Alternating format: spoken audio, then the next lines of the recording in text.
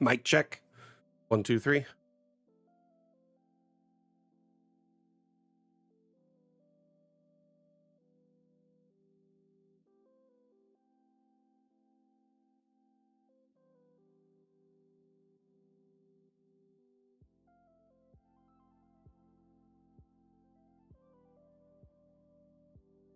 The song was just starting, so it was rather quiet.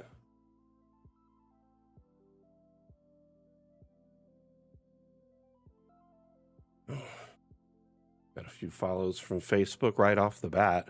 No, that must be a bank of follows in the last couple of days, because it says 5, 6, 7 people, 10 people in the last minute on Facebook. I mean, if they did, awesome. More power to them. Thank you. I just think that's like a cache of them from the last few days. Now that said, hoping you can hear the music now at least. It was rather quiet.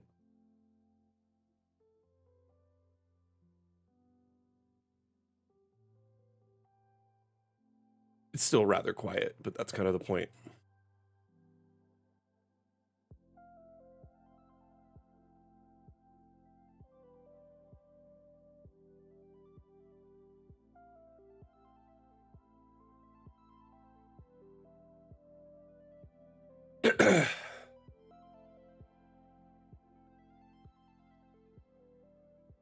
Alrighty. Well, we're going to get started here just momentarily. How is everyone's weekend? How are you doing, Anani? Welcome.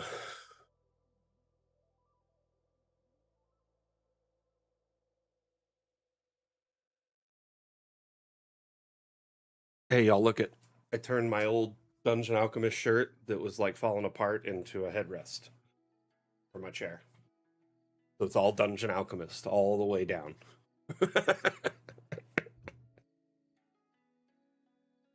Had a wonderful one shot. I did it like a week ago, but I never really brought it up, and I haven't really stood up much.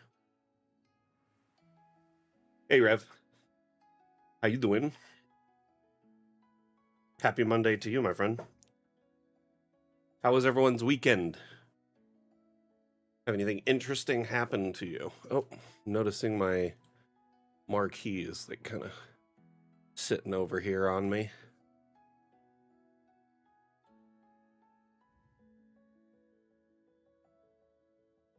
I'm glad you enjoyed it and were able to catch the VOD. I often wonder how much of our community partakes of the streams with the VOD, you know, when they can't check it out. Hey, May, how you doing? Welcome.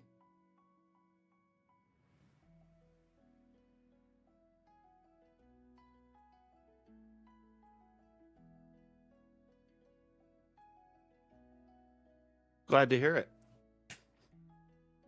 Hoping to finish up a commission you've been working on for like a month. If they're waiting for it, you definitely want to get that done sooner than later, my friend.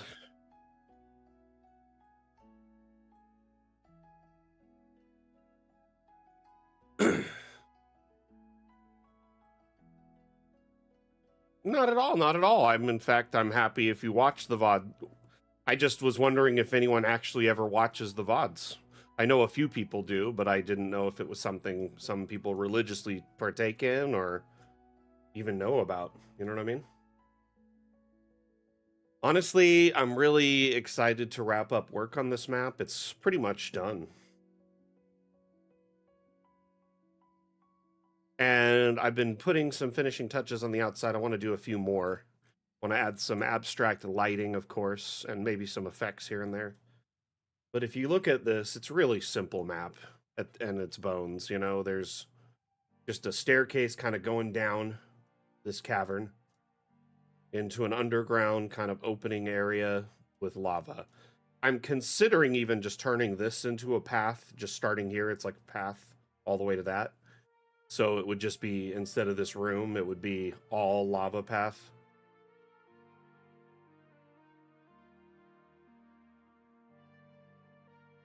Hey, Chem, how you doing? Welcome back.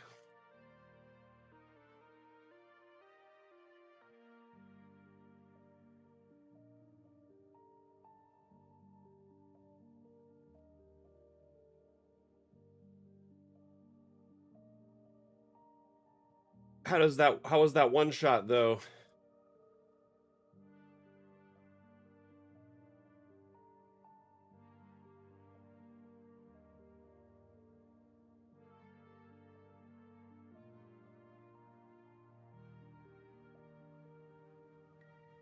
That's good. That's good, Rev.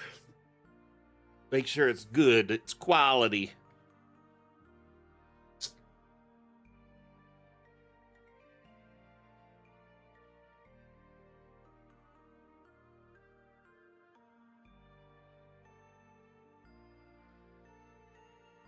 Nothing but the best. So I think I'm gonna put some like torches or something along this path, and maybe like some things hanging here. I did have some before, but they got deleted when I was kind of making this path.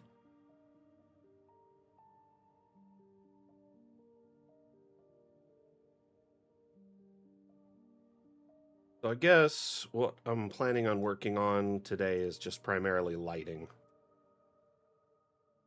Do y'all see that video they shared that Wim shared earlier today in our Discord and across social media?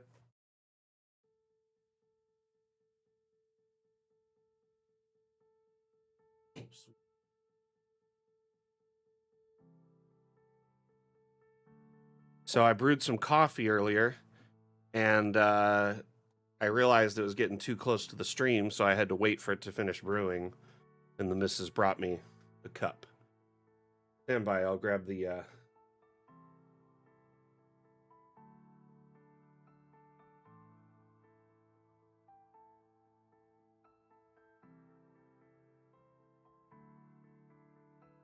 I'll show it to you now.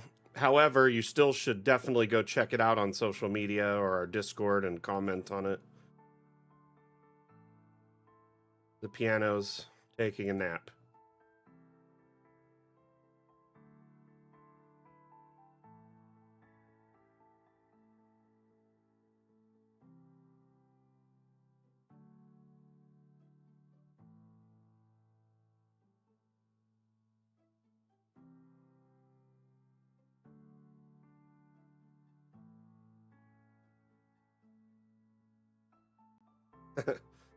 Definitely is gonna open the door for some shenanigans for your map making.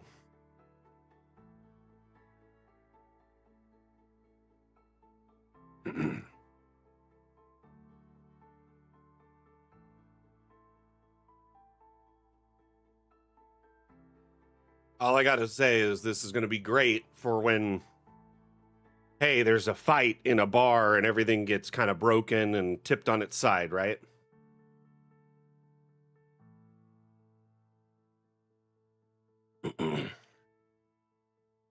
More cram, cram, cram, cram, cram. Right? It is a breakdancing piano. I say cram like Crom, like from Conan. So, for those that aren't aware, cram is a acronym one of our mods made up to illustrate the silliness of some of the things our community does sometimes, because our community comes up with very clever or creative ways to misuse our asset misuse. So CRAM is what we say. Creative asset misuse is the acronym. So CRAM, but yeah, by Crom. So we often will get into a cram session and come up with fun ways to do things. I mean, more often than not, the history of Dungeon Alchemist and its like silliness has been driven by our community's, creativity and endeavors to get their maps working a certain way. And now there's a lot of features that are incorporated in DA because of like bugs that were found or like manipulated. Like the devs didn't really ever want to give you the ability to resize your objects past a certain point. They're like, why would you want to do that? They're like, what if I just want to? Like, don't really need a reason. You just want to do it. Now, that being said, because so many people figured out ways to like break DA and resize objects. Like back in the day, you would put an object on like a rug. You'd max out the size of the chair, you put it on the rug, and then you'd resize the rug and it'd resize the chair. Pull the chair off the rug, scale the rug back down, put the chair on the rug, repeat. And you could make it very large that way. This was kind of a pain. How about objects you wanted floating? People would make very thin pillars and place an object on top of it, so it was basically invisible. And later that was replaced with abstract objects with invisible PNGs in them, blank PNGs. So you would just put an invisible object under it. Basically, we've come, yeah, giants do need bigger stuff, exactly, and halflings need smaller stuff. There is some instances where you want to upscale things.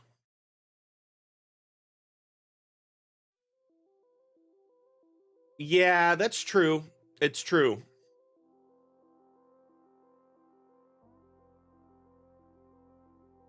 I agree, Mondu. Anyway, I'm very excited for this feature to finally be added to Dungeon Alchemist. And I know a lot of you are very excited for it. This is a big critical feature that like is definitely one of the things keeping us from leaving early access, I feel like. Once you can rotate an object on any axis and like do whatever you want with it, not a whole lot. I mean, there's still quite a few things left, but that's one of the major things left, I'd imagine. Mirroring objects is something I want to see too. It's very crucial to me as the community manager. And then also like taking a group of objects and moving them as a group or copy pasting them.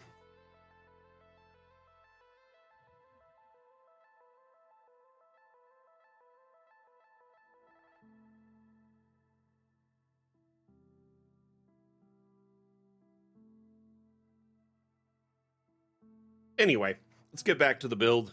So as we're in the waning stream, the last stream I'm going to be working on this build, I'm open to suggestions to make it more full-featured and interesting. So I'm up for ideas, y'all, if you have any suggestions. I think I'm going to start by putting up some lighting on this path.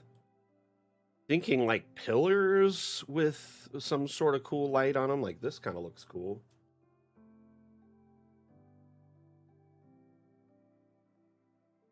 I like the idea of a stone pillar. I'm going to just look and see. Like this one looks okay. It's kind of dark, or like kind of dim though. Candles just seem like they wouldn't do well by lava.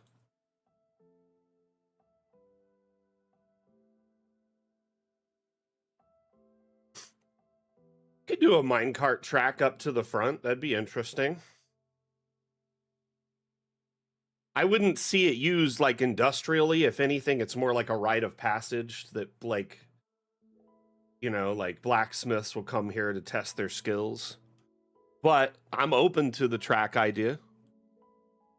Let's see here. And to be honest with you, I am like the master of tracks for several reasons.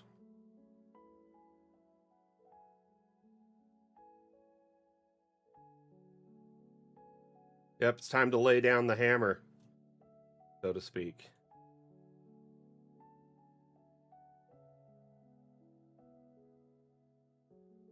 A long, long time ago, in a galaxy far away, Naboo was under an attack.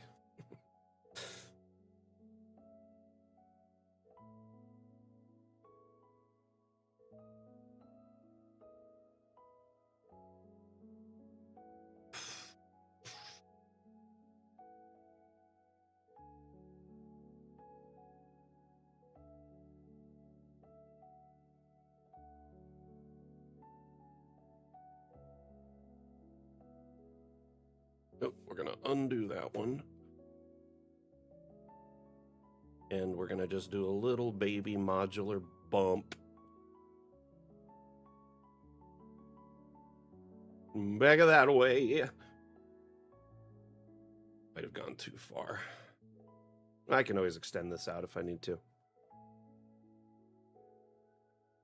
Yeah, I kind of want to put one of these.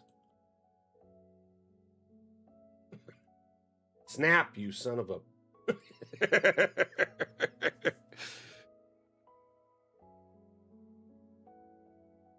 bummer these aren't on this. Isn't it?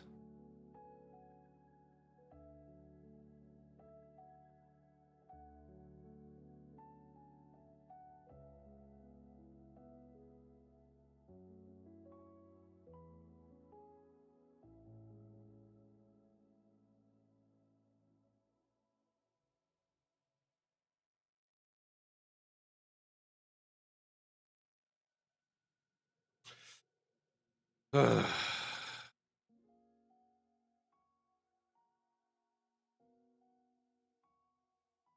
gonna pull off this little guy here. I'm gonna try something else before we jump into this. I'm gonna do a larger turn. Okay. Okay. See, I don't like the way that works. That looks a lot better. But it's like unnecessarily close to the edge.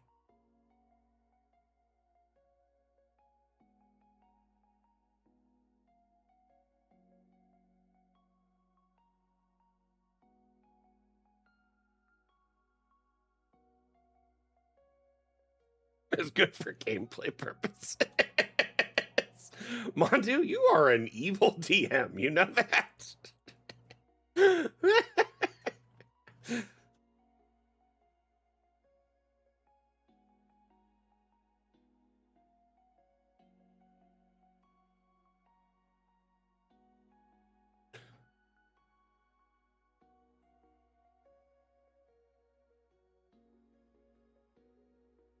Amusement parks do it.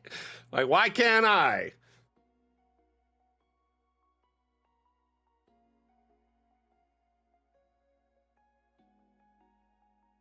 It is so irritating that this piece, track bend left, isn't in this thing. Like, why is it not? Erg! Blurg! Let's try this one. Nope, too much. Let's try this one. Nope, too much. Yeah, I'm gonna just put this in manually.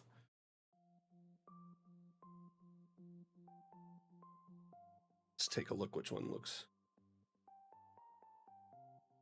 Yeah, it has to be that one.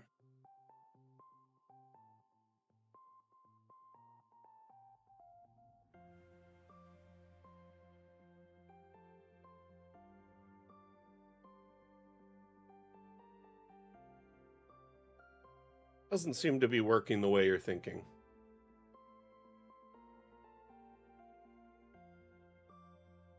It's a test of his mettle.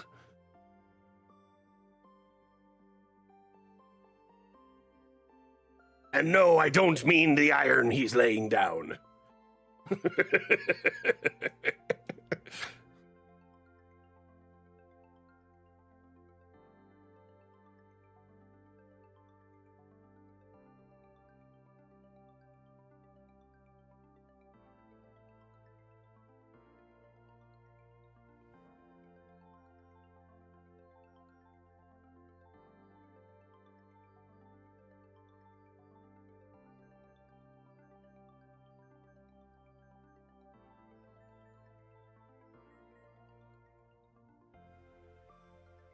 Curvy track, I choose you. You know what I'm gonna do? Have it hanging off a little bit here with like stone pillar coming down or something.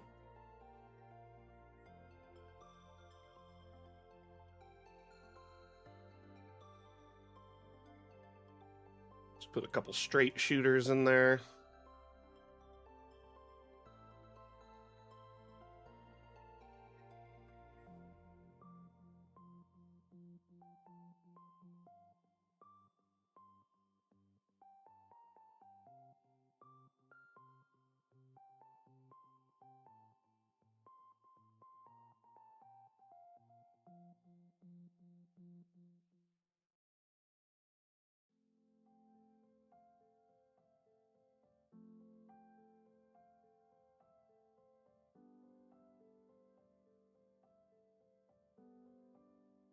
Okay, let's save. And then let's go look for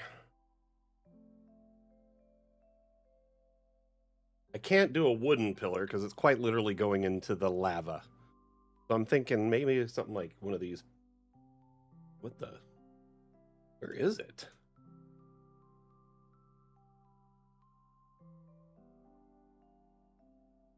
Going crazy here. You know what? I'll just, raise it up manually, I guess.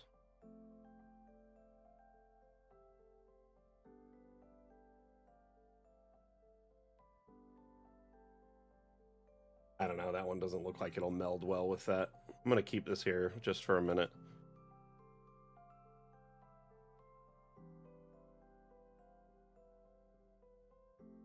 It kind of looks neat. Of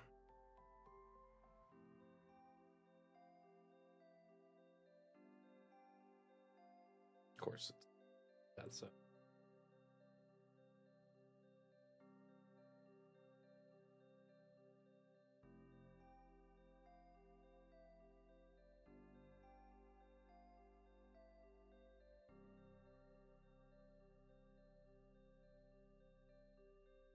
Yeah, I'm trying to decide. It's just a little wide for my tastes,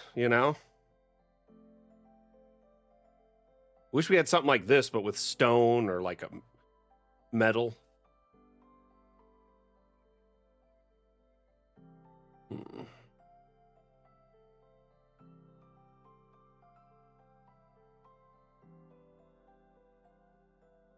Yeah, I was thinking of pushing it out a little bit because there really isn't a support beam that I like for this.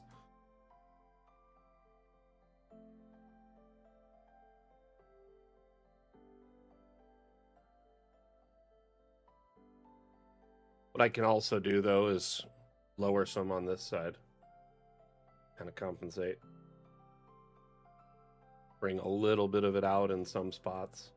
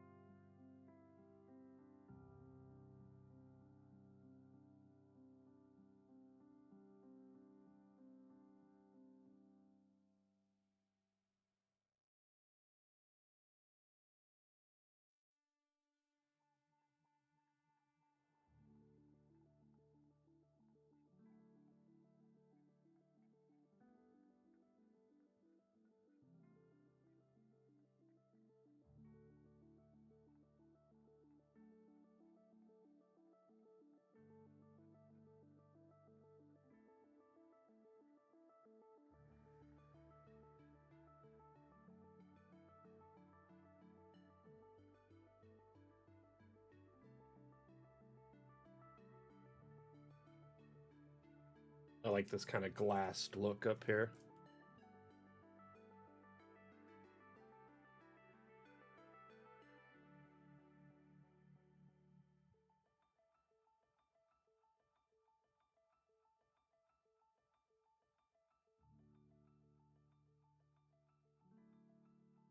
Beer and Pretzel Wargaming. How you doing? Welcome back.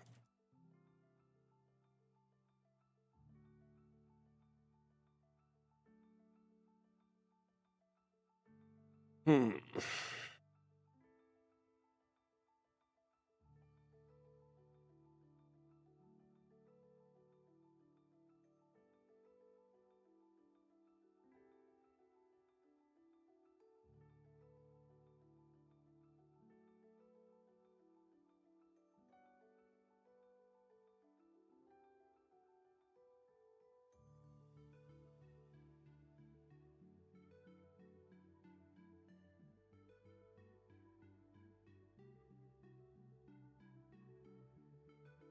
It is pretty cool stuff. Big hugs. I'm really liking the map so far. So, for those just tuning in, every Monday we have a stream session called Mapmaker Monday. And during that stream, I try to build a map live for you all to watch, kind of share feedback and suggestions. But also during the stream, it's hosted AMA format, which means ask me anything. So if you have any Dungeon Alchemist related questions about what you're seeing in front of you, what is this? How do I get access to it? How do you do what you're doing? I'm building my own map and I'm struggling with a certain concept. Anything you need help with, you can reach out to me now, and I will do my best to provide you assistance. Additionally, during this stream, we like to talk about our own campaigns, what's going on, with our sessions, session prep, etc., because we're kind of a supportive group of like-minded individuals, GMs, DMs, etc. As of right now, the best date I can give is August. And that's still a tentative estimate, not so much it's like a guaranteed, sometime around or after August.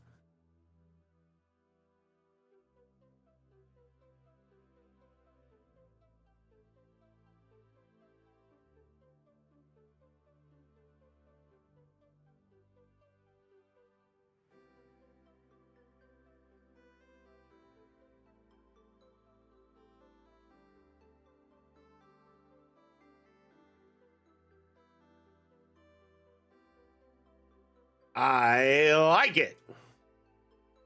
Looks good. Nice little suggestion there, Mondu.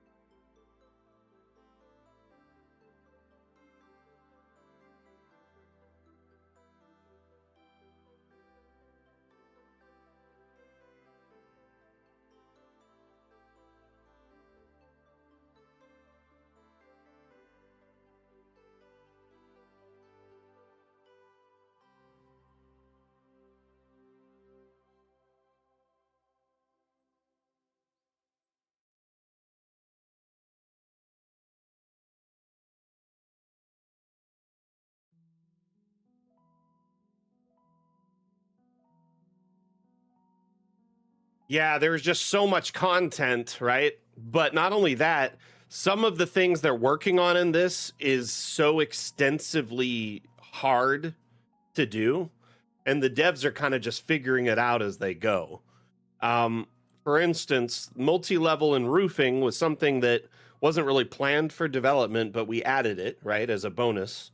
But roofing was actually very, very hard to get to work in the state it is.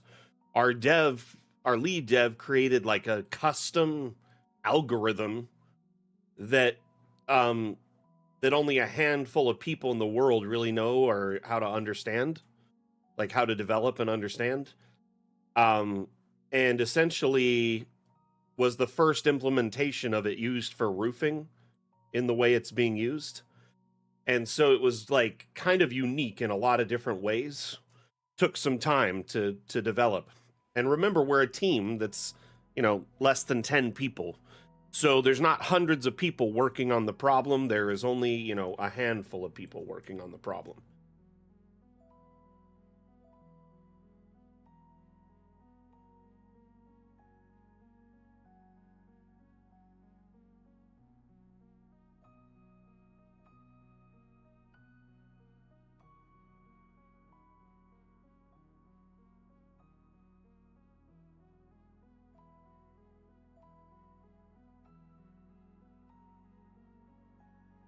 Some of these were misaligned, so I'm fixing them up real quick. Hey, Caillou, how you doing? Now, the other thing that they're working on right now is rotating an object on any axis. This is a very difficult thing to implement in the existing Dungeon Alchemist infrastructure, so it's going to take them some time to figure out. That said, they are getting very close to getting it to where they want it. They put out a short demo of it today, right?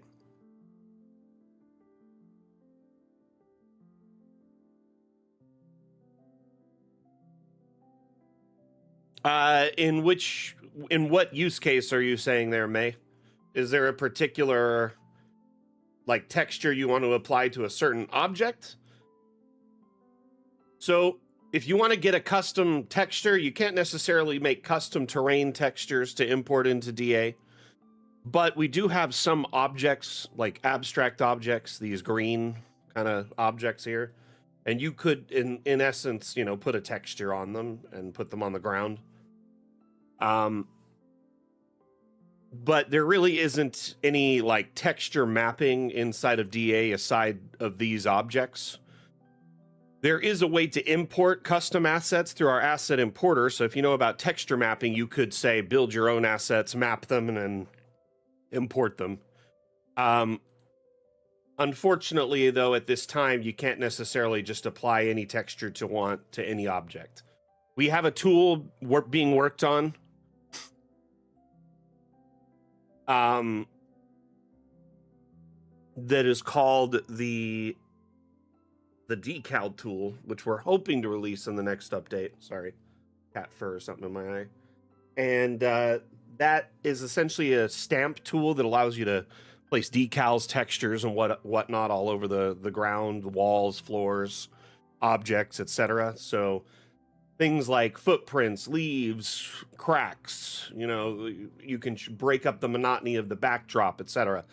That being said, though, at this time, there really is no way to match, a stair to a floor. If there isn't one that matches, I apologize. I'm not on the art team, so I don't usually dial into all of that. Now, that being said, if you are in our Discord, you can always place a support thread up. Or if you have, let's see, you're on Twitch right now. Can you share our roadmap with them in the suggestion board, Atlam? You can make suggestions on our suggestion board, and I know other people have made similar suggestions, like more matching stairs and doors and whatnot. More often than not, it's just an oversight by our art team that they, just didn't consider. But yeah, if you make a suggestion there or in our Discord, more likely to be noticed by them, or at least we can kind of point them at it. That way we know exactly which stair you're trying to match to which wall, and it makes it easier.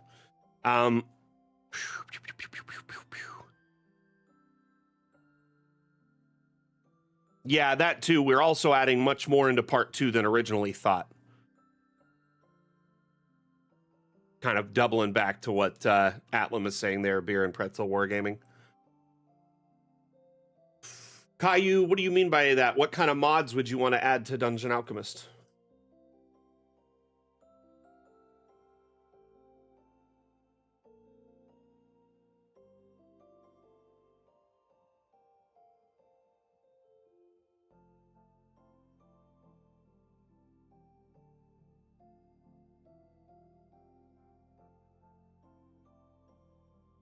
Okay. Pillars closer to the stonework of the wall, or pillars out at the edge of this platform? BTL Virgil, thank you for the follow and welcome to chat.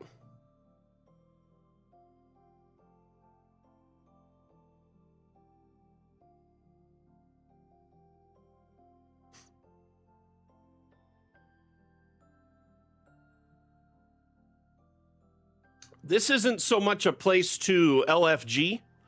You know what I mean, Virgil? That being said, I don't know. You might want to. There's plenty of places where you can kind of look for campaigns, especially on Roll20 itself. If you have a character made that high of a level, you probably want to find a DM looking to run that high of a level.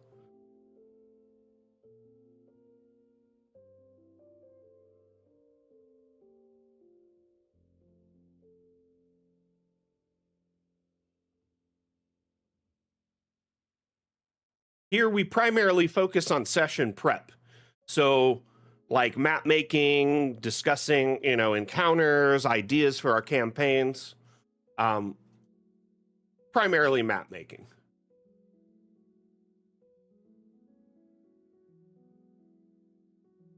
Though that said, there are a lot of DMs here. I don't know many DMs that run heavy endgame, though, like high-level gameplay.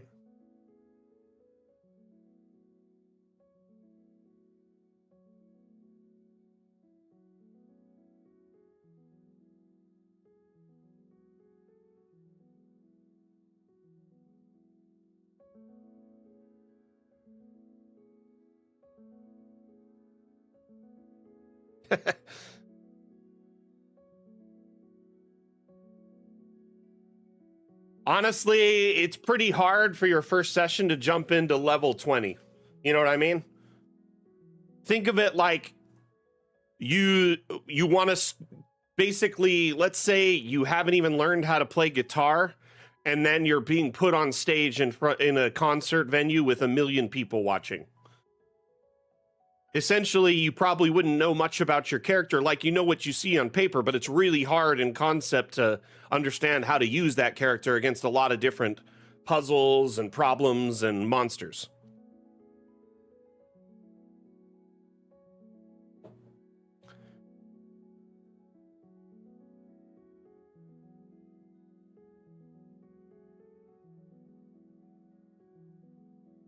So technically already you do have mods on Dungeon Alchemist, Caillou. It's the assets you can download from the workshop. Technically each one of them is a mod. That's kind of how we do mods with DA. I don't think at any time soon we'll be adding mod support for what you're looking for, like an initiative tracker, because Dungeon Alchemist is a map making tool, not a gameplay tool. If you're running a game inside of Dungeon Alchemist, I mean, that's impressive, but I mean, it's not necessarily. Are you playing online running a game in Dungeon Alchemist?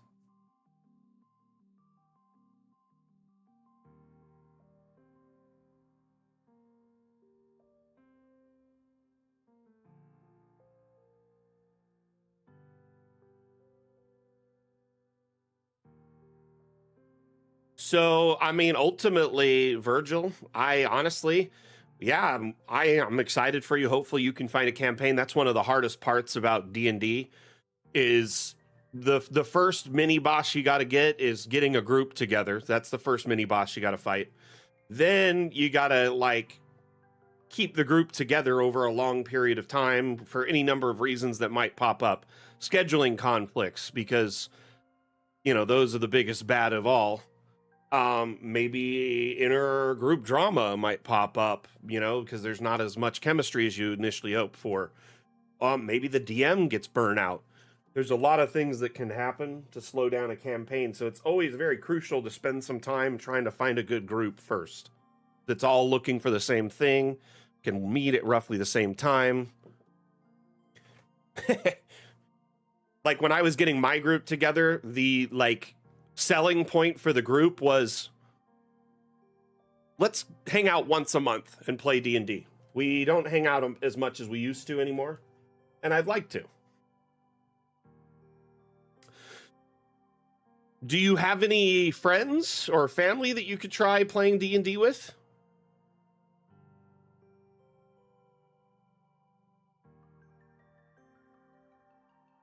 But Caillou, I mean, I understand what you're looking for. You want to run games within Dungeon Alchemist.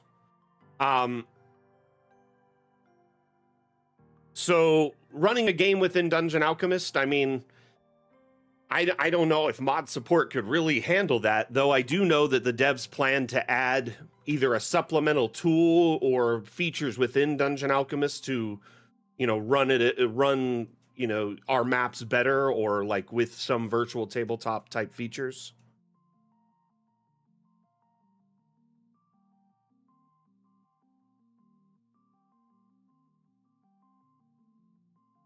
But see, the thing about Minecraft is it is a game, and it's kind of has really no intent or purpose. There wasn't even a campaign for like 15 years or any kind of story or anything.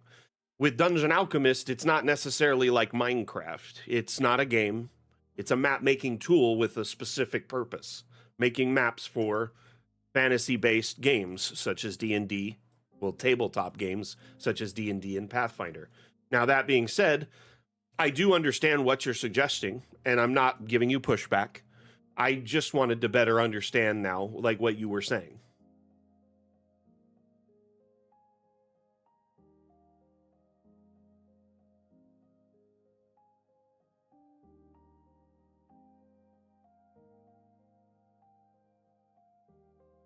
So are you playing locally, Caillou, or are you playing online?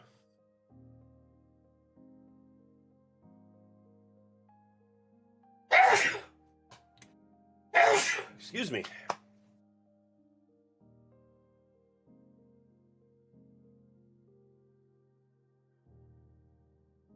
locally.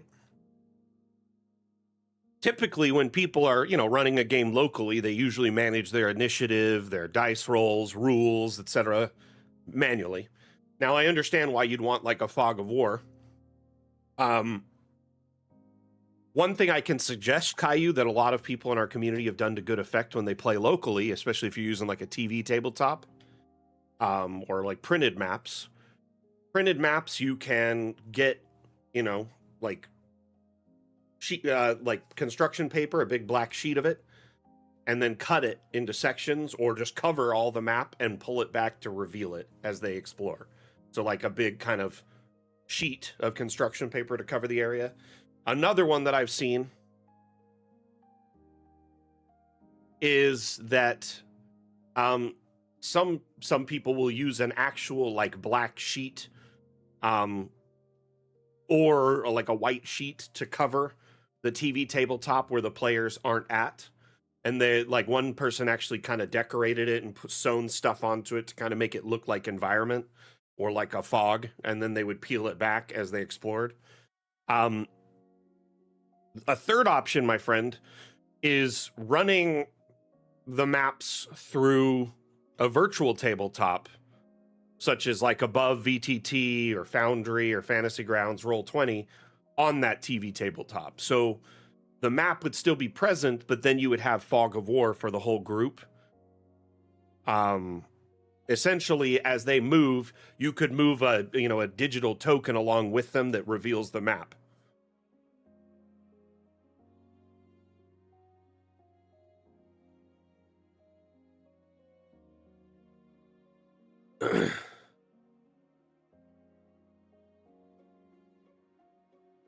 Now, that said, I do understand what you were wanting to do, but maybe there might be a tool that's more like aligned for this purpose that's already better out the gate. Where you're playing in person, though, you do have a lot of options at your disposal, especially with the TV tabletop.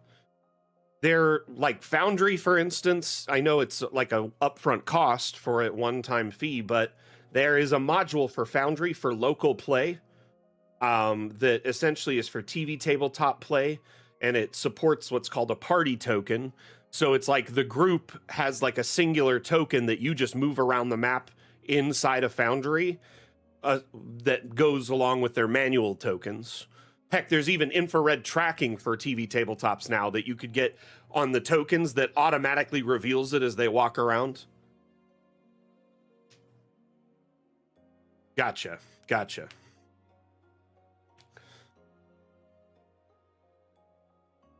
So you're hoping to build and make changes in the map while your players are playing. Gotcha.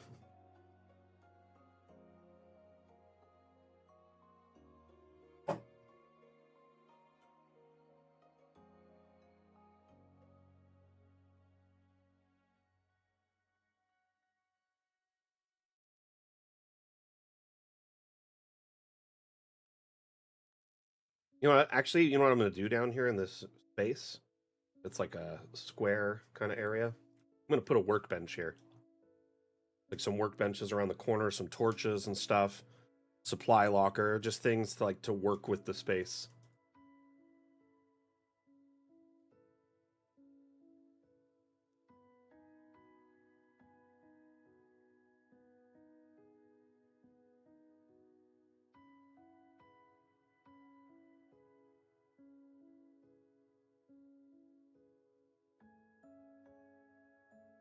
Interesting, Phoenix. Interesting.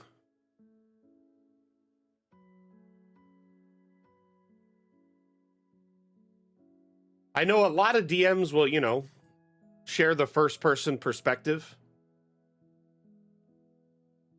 with their players, or like a drone perspective if they, hey, can I look through my eyes at the room really quick? And then they'll look around like this for them. You know what I mean? I played in a campaign where the DM would follow along with us in first person. So like,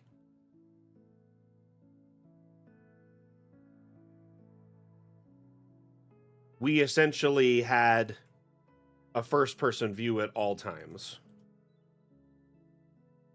By the way, welcome to the stream, Phoenix.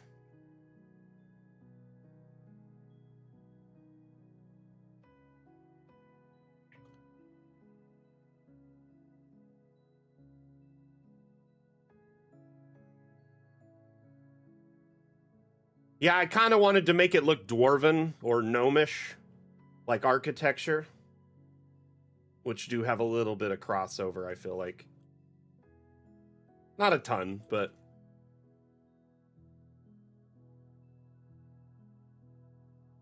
Over here, this is the lava font. I was considering maybe putting these statues up here so it's like it's flowing in.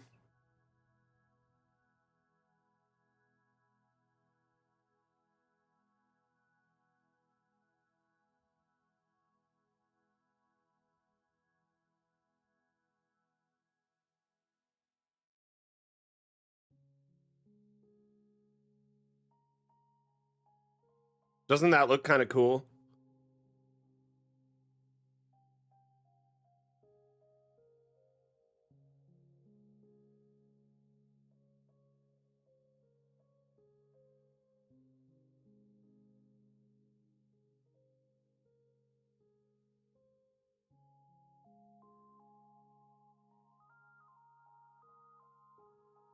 So this is my bowl of lava, and then I kit bashed this like furnace thing on top of it because I wanted it to look more like intense.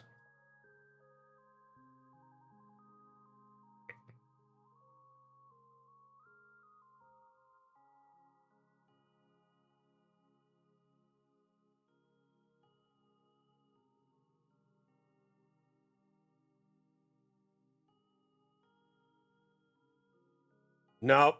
You know me. I like to merge stuff together to make kind of custom assets. Let's work up a workbench here.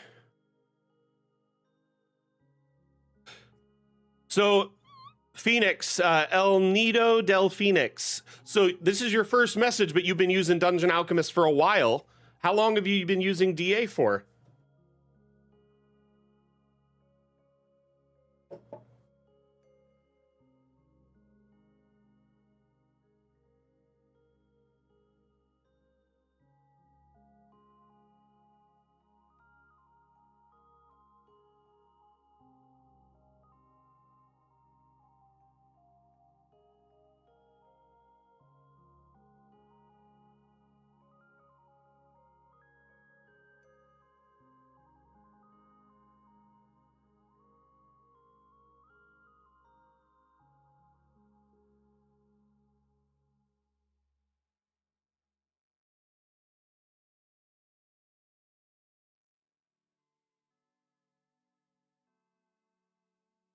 Far too large. Got to shrink this down.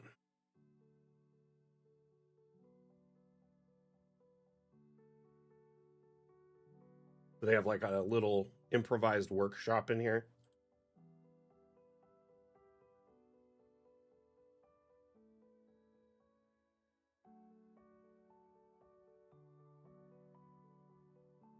I was also considering using the Great Anvil in here because that would look friggin' cool. But it's just huge. Kind of gaudy. Just too much going on to really do anything of use.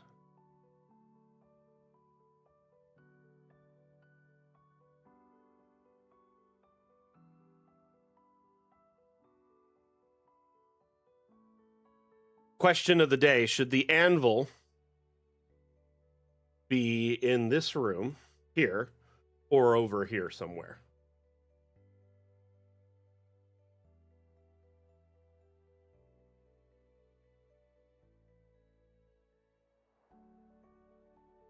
I feel like they'd probably take a crucible, right, and fill it with this molten hot, metal that they're brewing up, and then bring it over here and work it really quick, right?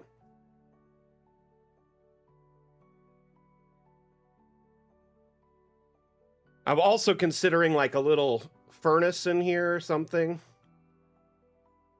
It's like in the corner. Because this is kind of a weird space that I'm not using, and I figured it might be neat.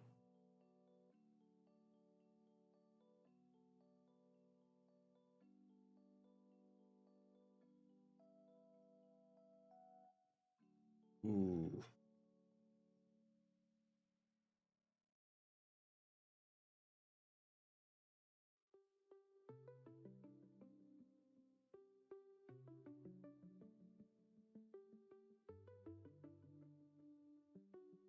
Another thing I was considering instead of this steel door, it's cool, it looks amazing, but I was considering putting an arch, and the arch would have like a field on it, because you can use on arch doors you can put like you know, it looks like a teleportation field or like a shield or something. Anyway, but I do like this. It looks good. The steel door. And remember, when you're down here in first person, those walls are bumped up all the way. That looks cool. I like it.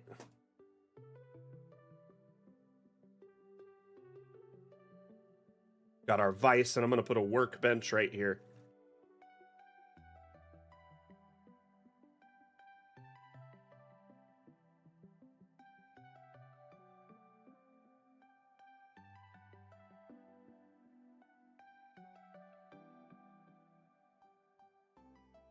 Let's look at some of these arches. See, that one looks pretty cool. Ooh, we could do a metal arch.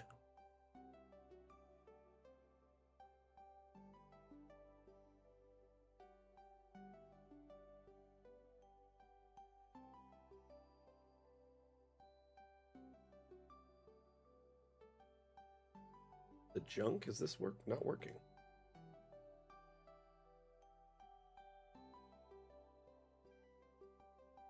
That's why. Too thick.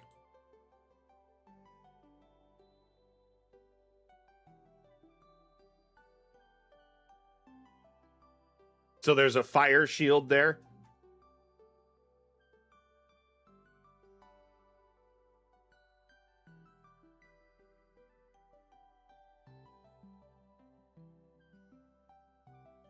So a flame shield.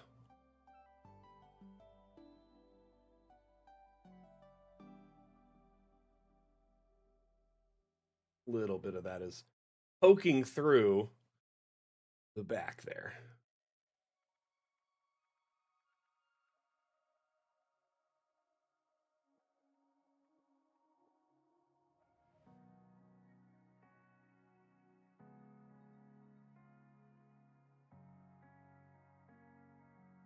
Yeah, it's like preventing any heat from getting in to this area, like excessive heat. Like, because it's probably hot as hell in here. You know what I mean? Like, literally. Like, you're inches above the magma. But I do like the flame shield. Though I'm not a big fan of the metal arch. I'm wondering if we could find one that's more ornate. It looks kind of like there's runes on it or something.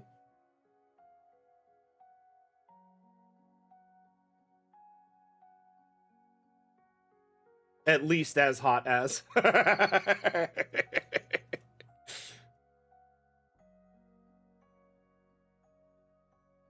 Hmm.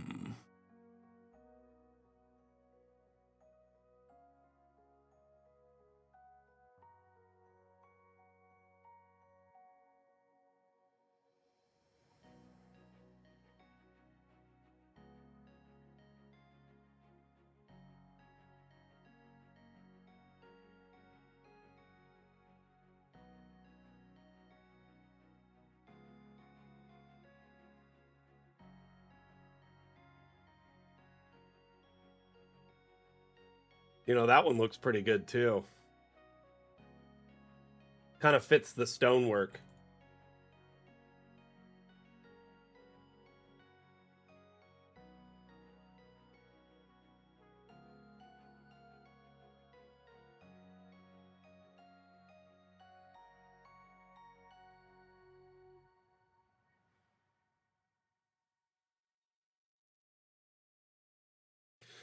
By the way, everyone, while we're working on this map today, I'm going to need suggestions and ideas for our upcoming map theme.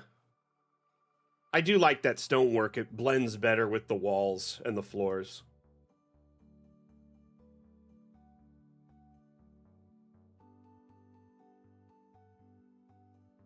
Yeah, so technically it's like a flame portal, but we're using it as flame shield. So there's like, you know, this arch has been enchanted.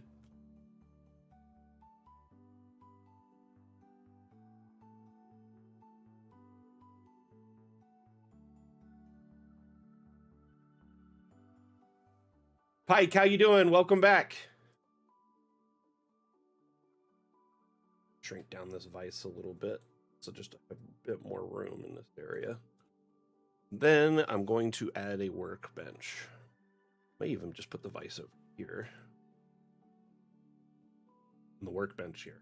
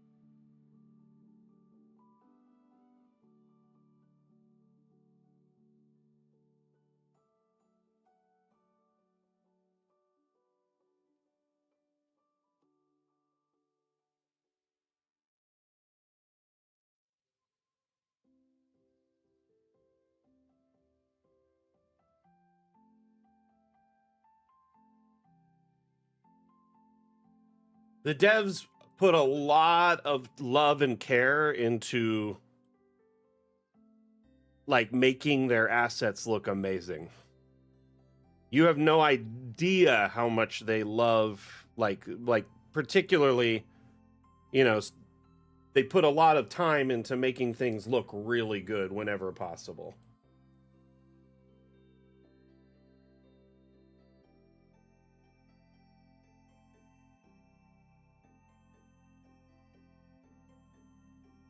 Have I made a library recently? No, I have not.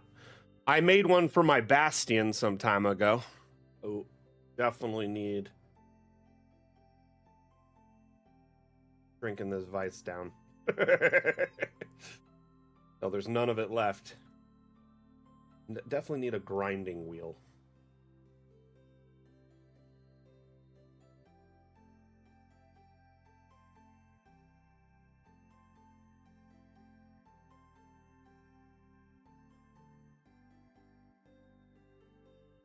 It's over here. And this vice here. Maybe shrink this down just a little bit.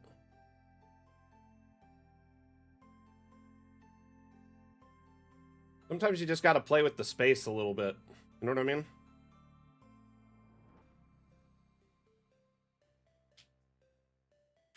You know, there's some bookshelves, Dyson, I feel like we talked about this, that come preloaded with books.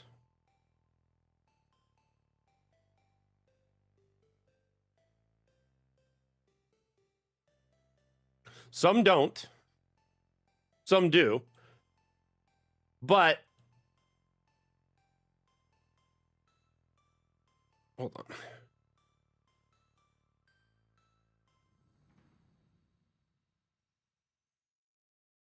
There are some that like come with a bunch of them and you can just tab through them. Oh, bummer.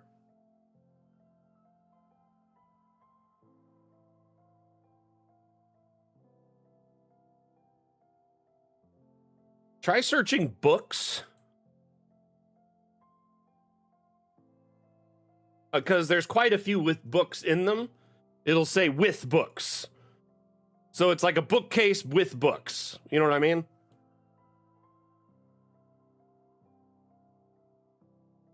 But yes, I understand your frustration.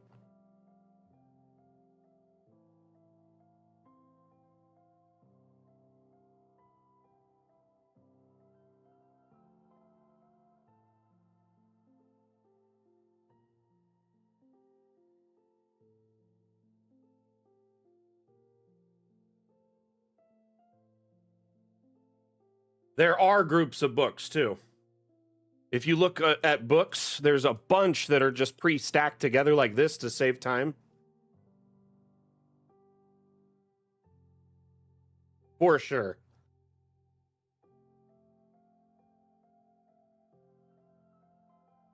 And I'm thinking of putting like a little scale.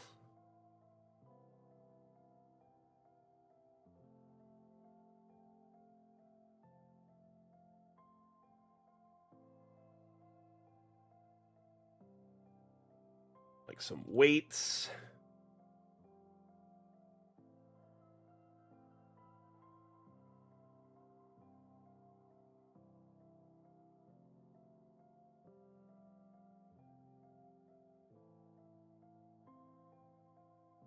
Tongs.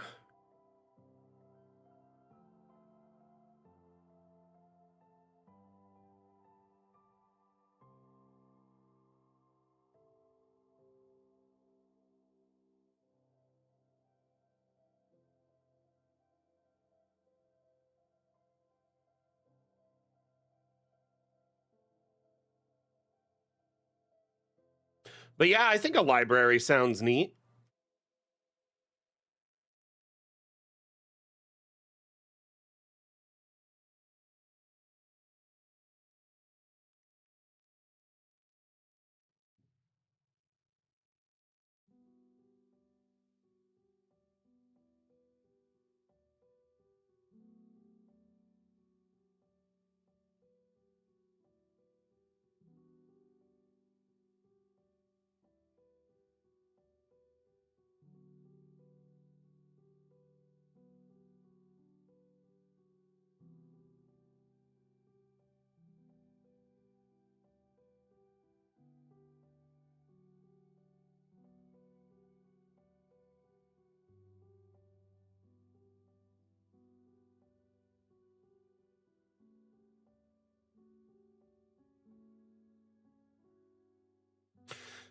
Why don't we have any crucibles?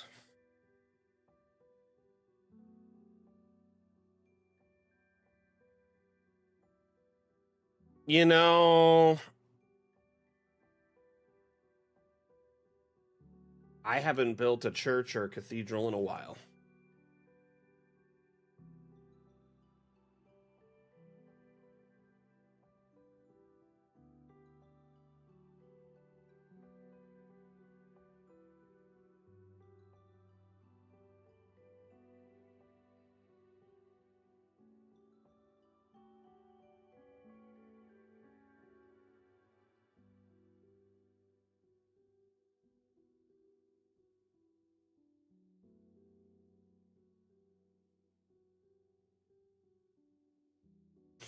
A crucible? The carbon looking like ceramic things that you pour molten metal into?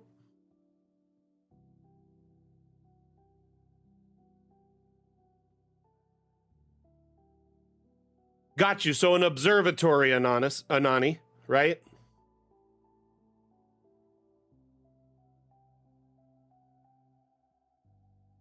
Square. And it's labeled as a crucible?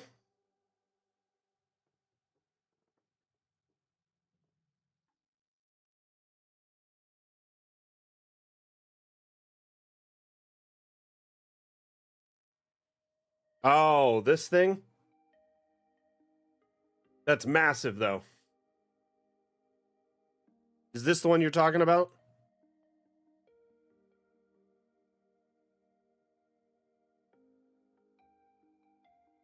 Yeah, I was hoping for just this part. Just this bowl with the molten in it.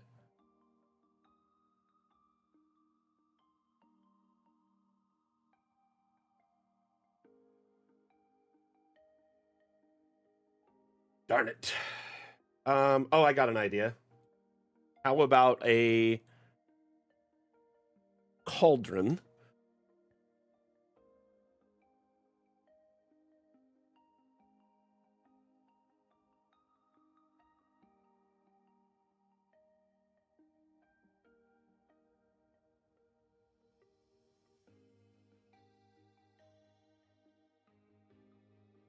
Kind of big.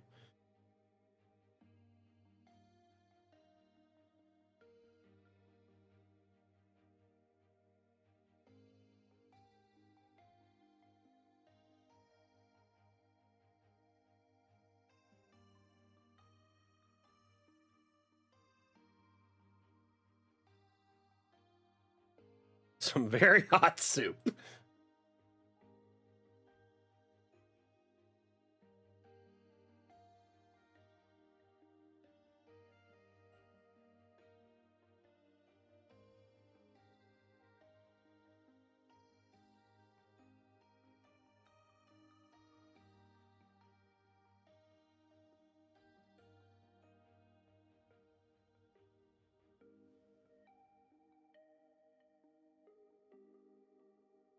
You know what there is too? I feel like there's a tool that is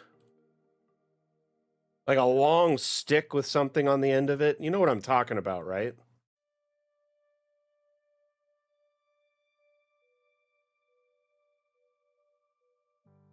With like a round basket, a ladle maybe? This thing.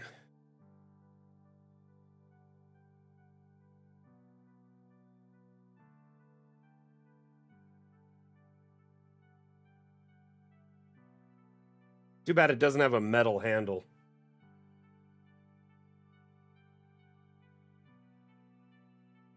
Asmodeus heard my prayer.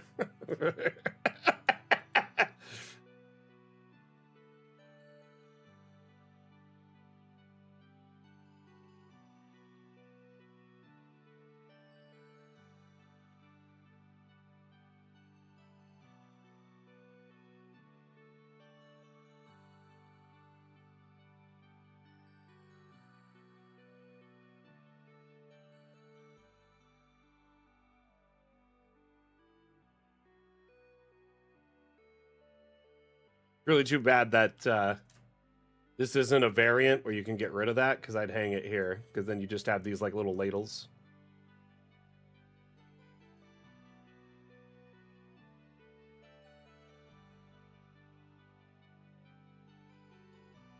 Yeah, gonna get rid of it.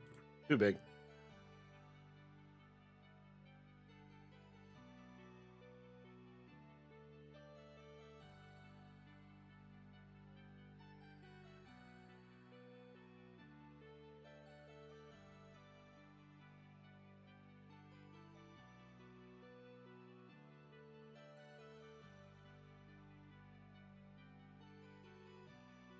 No!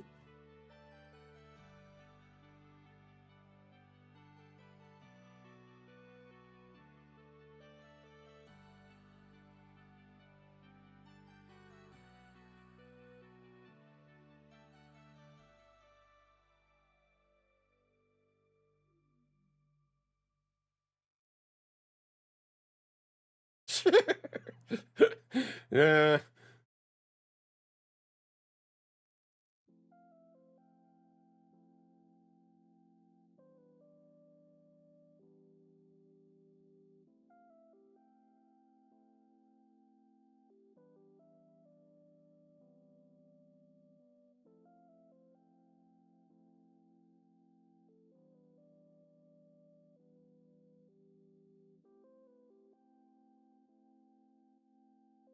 You technically could if you got creative, I guess.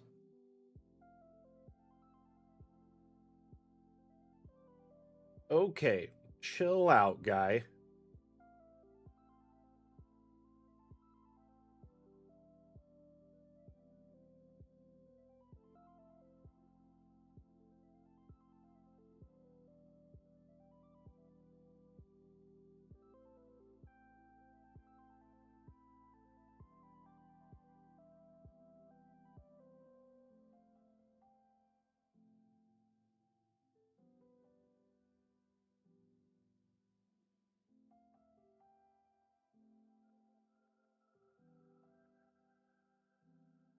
Don't like it.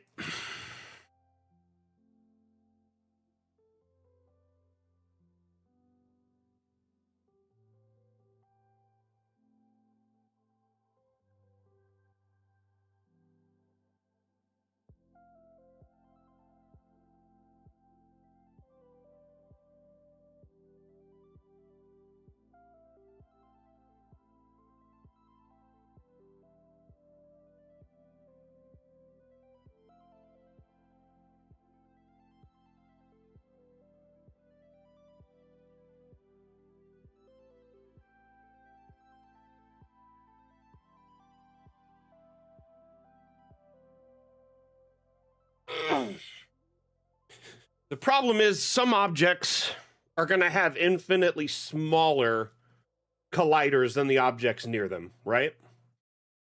So essentially, we'd have to lock an object to prevent it from being visible, but you need to understand what's right here. Right on the other side of this is a statue that's in the area above. So I'm kind of cramped here as is. I can't really move this rock a whole lot, and that would be the optimal place to hang the spoon, but I can't do that either.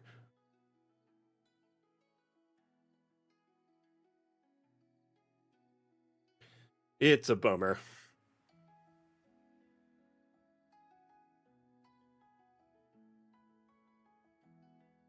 Sadly, I cannot do that right now because I don't have access to that build. I wish.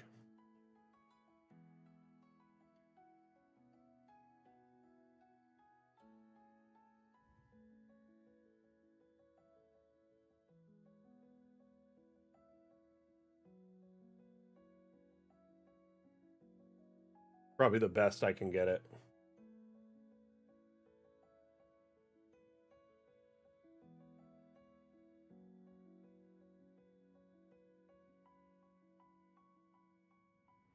Insane how the rotation on these things is so...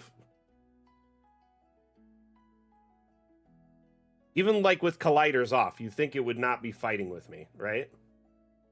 Just to rotate.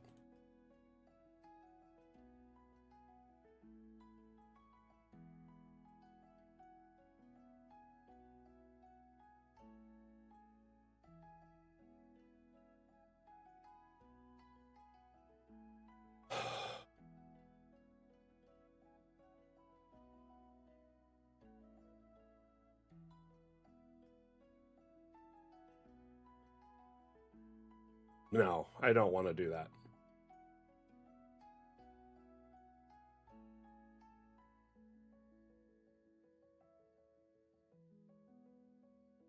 Okay, we need some lighting in here.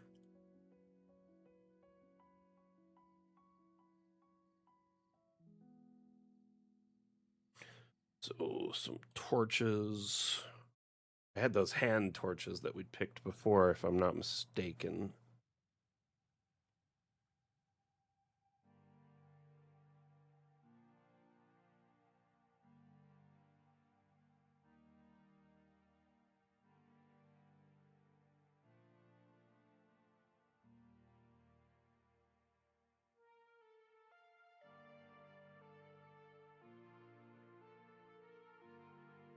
Kind of looking massive now.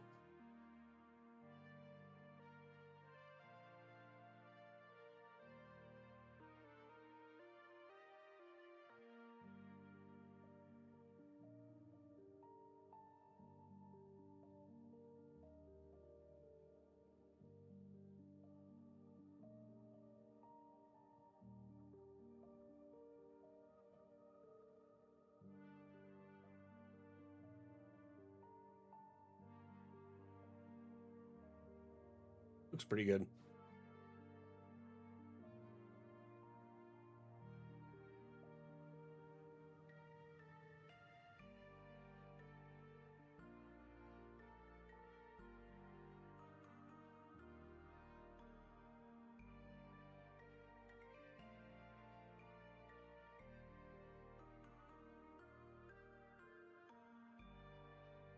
Yeah, those look more practical.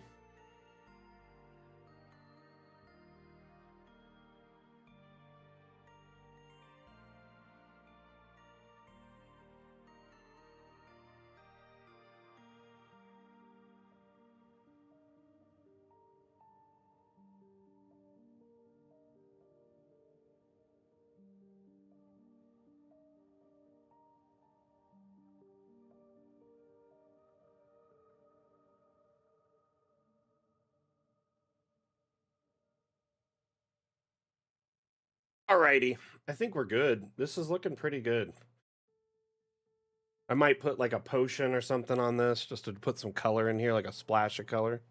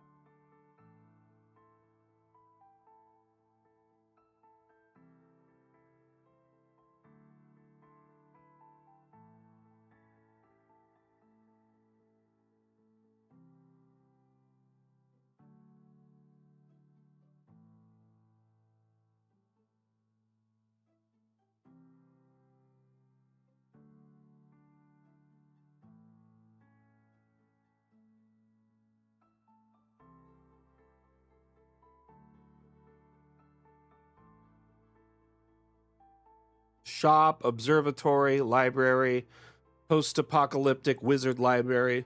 Let's put library school kind of as one thing because they could just be a double.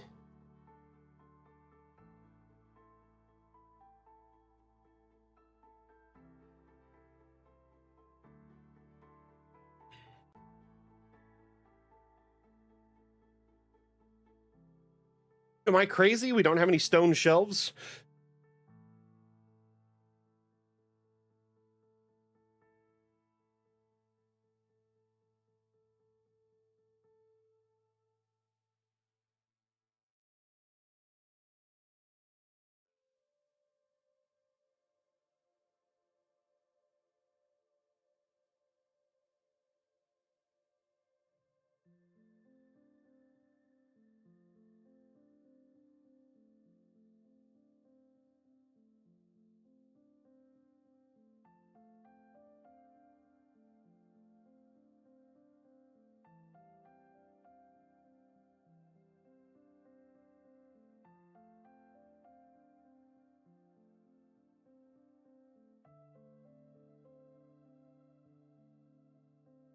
Might be able to use a bench.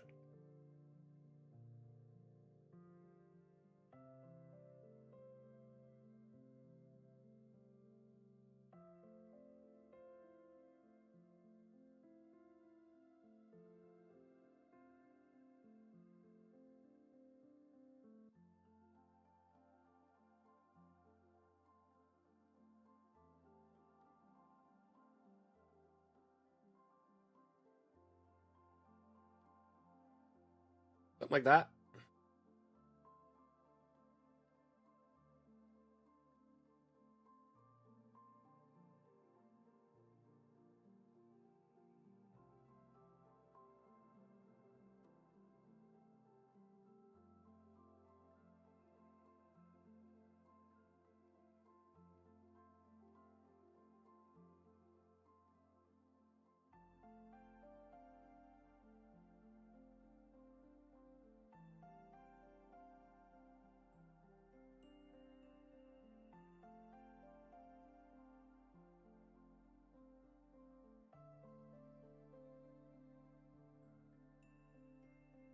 Problem is the corners are all kind of occupied at the moment.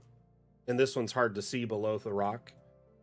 Something like this doesn't need to be too amazingly cool or detailed. Place to just stack a few potions up here.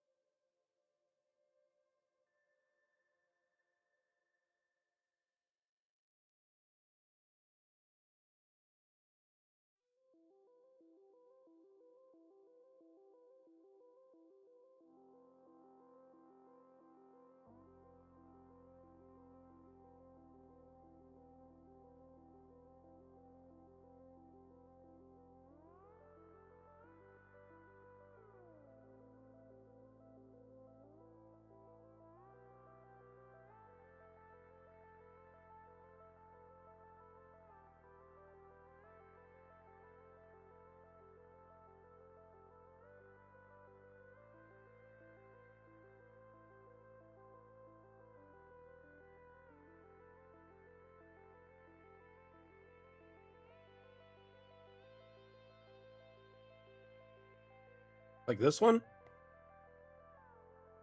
Just remember, though, this space is safe. There is a furnace here to keep things kind of hot, but it's not, like, dangerous.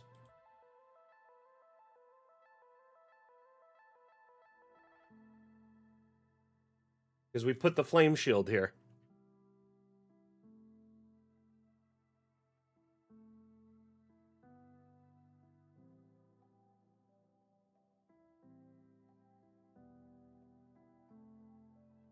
We could definitely use some stone and metal shelf.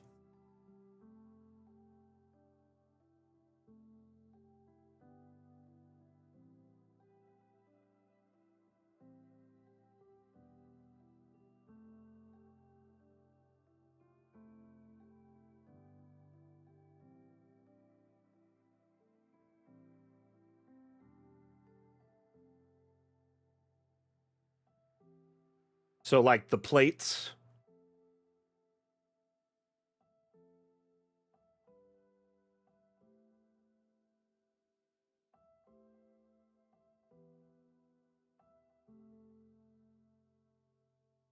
Metal. Problem is, the metal book isn't vertical. I don't think there's a copy of the metal book vertical at the moment, and I don't have the ability to rotate it, so SOL at the moment. What I'll do...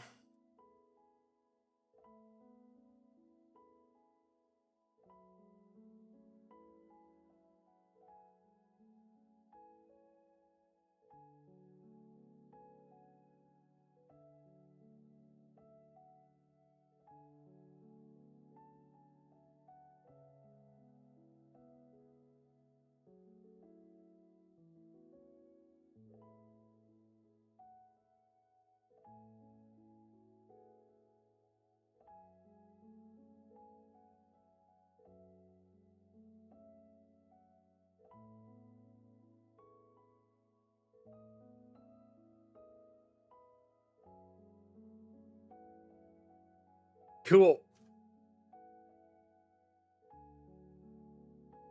Oh, man, that stretch got me. Okay. Let's save, because I feel like I haven't in a hot minute.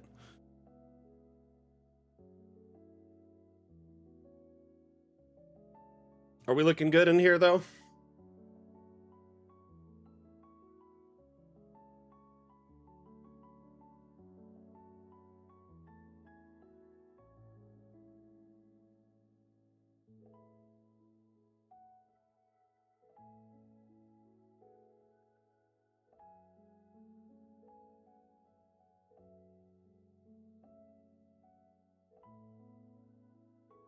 Cart dwarfs this person.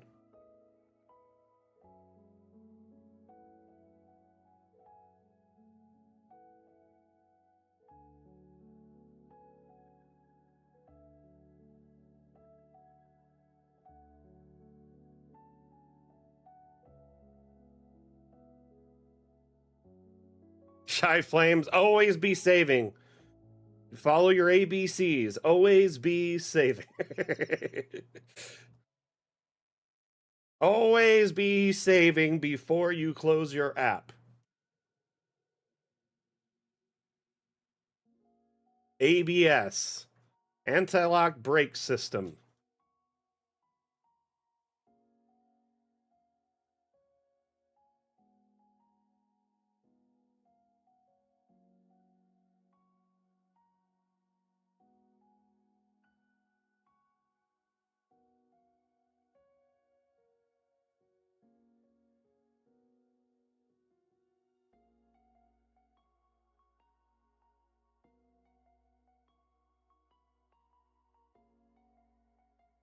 Ah, the potions look dope right there, don't they?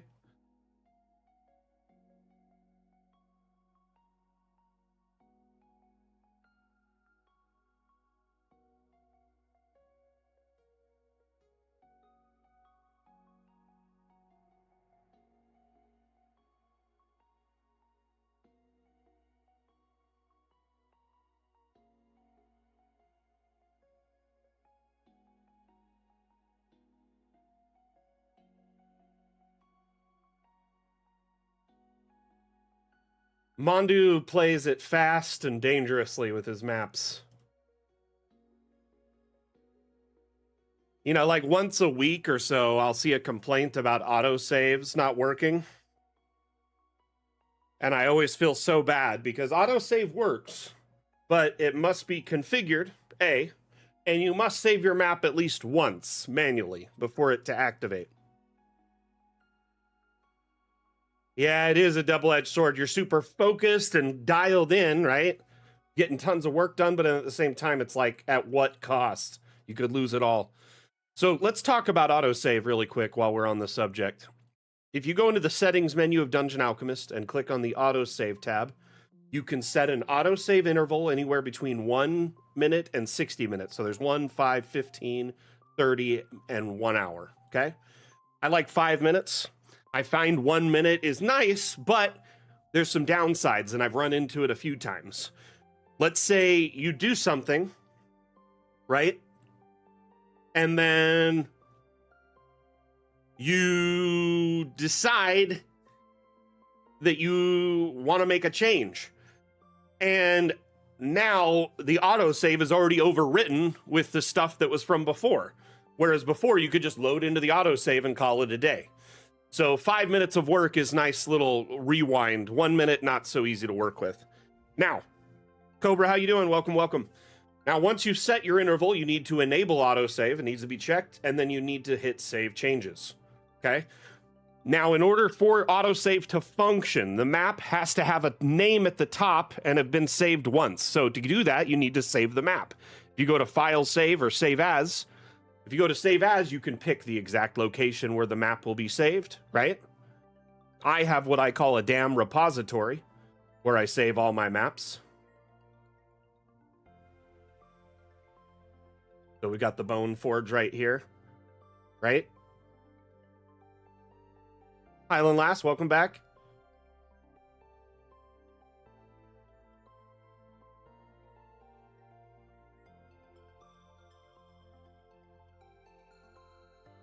So if you name your map, you could even just name it Untitled 1, you know, or Untitled blah, blah, blah, ASDF. You know, it doesn't have to, new save version 2, new save version 2.1. As long as it has a name on it, the autosave knows where it's saved as and where to save the adjacent autosave. Notice there's an autosave right here, right next to it.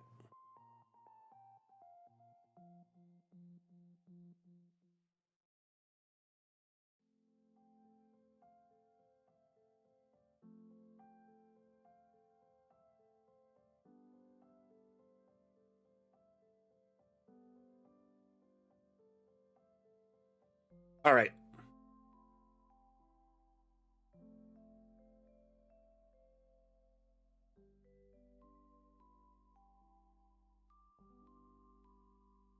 What kind of mundane objects are you looking for, per se?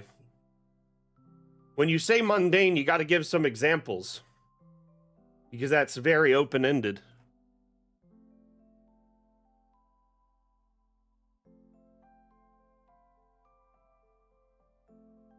So this is the Bone Forge, which is a...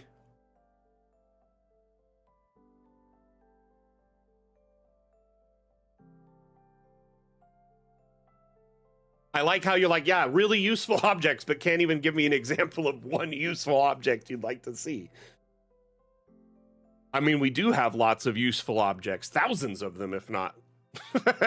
But if there's a specific object you're looking for or a list of them, I would love suggestions. That way I can add them to a list and pass them on to the art team. Useful for what? Like a specific job or a setting or...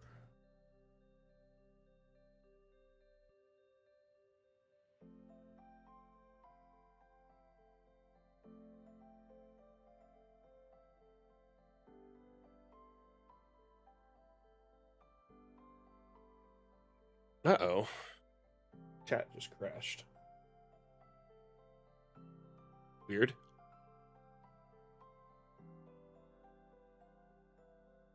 By the way, Phoenix, thank you earlier for the follow. I did not notice you did, or if I did, I shouted you out and forgot. I can't remember, but I'm pretty sure I didn't. Honestly, when it comes to cultural themes, we try to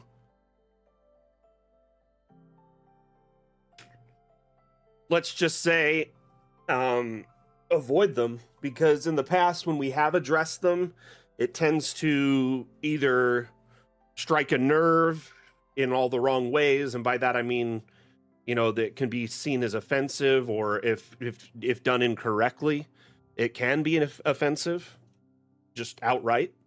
So we would have to have someone who could advise us on that culturally to make sure we get it right. And then it's troublesome in a fantasy setting itself. No, Cobra Max, it's not insanity. People are entitled to their opinions and what offends them. That being said, there are phrases, words that may have had a time and place in the past that definitely don't today, for instance. You know what I mean? So it is easy when you don't understand a culture to say something that could be a snafu. You know what I mean?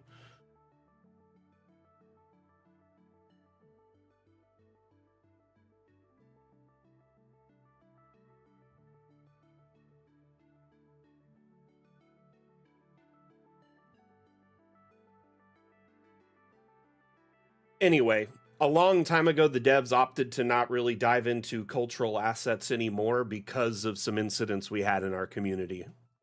That, and it is also wasn't really planned as part of our Kickstarter or something we kind of anticipated to do.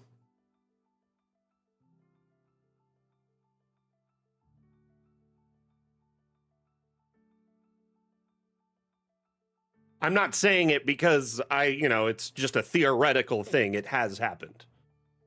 So,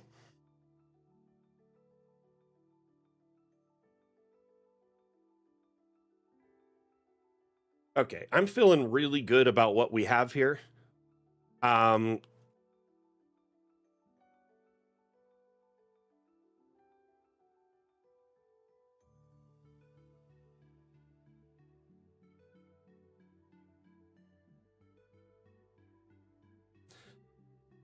To be honest, I mean, we try to make our community as open-minded and as accepting of all cultures and backgrounds, and you know what I mean? And so I think the devs want to always tread lightly. And when you're in a fantasy setting, there's a lot that doesn't necessarily lean on anything from a real source, or it takes its own liberties,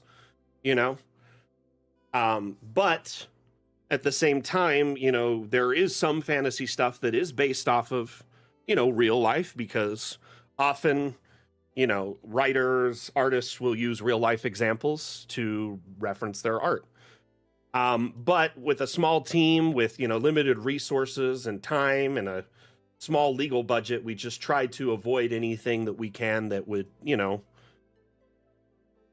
make people feel unwelcome in our community, or that, we may be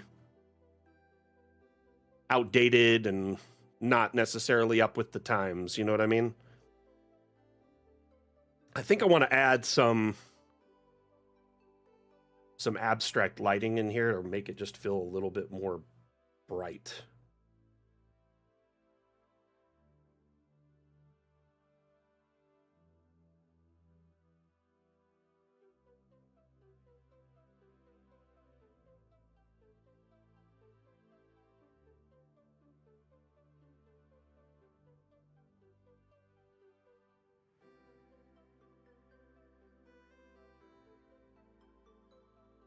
I mean, I'm sure there's a tool out there you could probably do it with. I just don't know if Dungeon Alchemist will end up being that tool.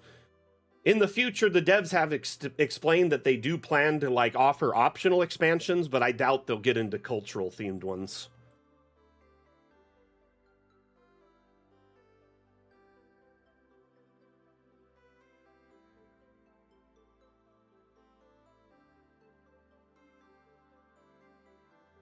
I like the lighting in here. This looks good.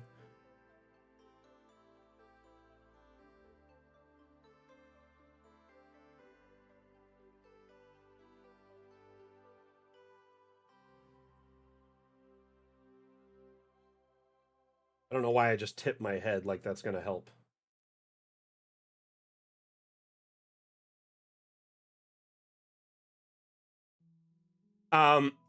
You ever do that when you're playing video games? You'll be like this, and you know what I mean?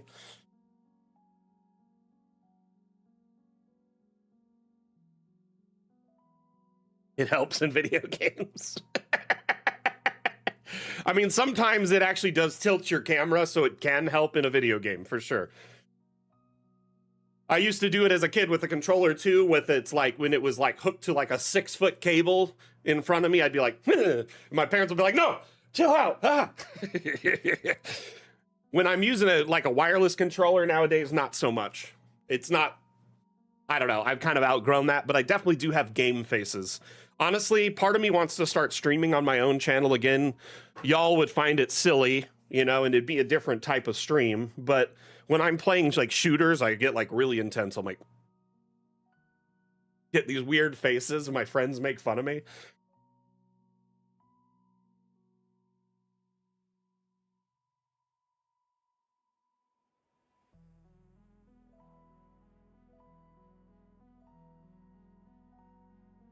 Okay, so I think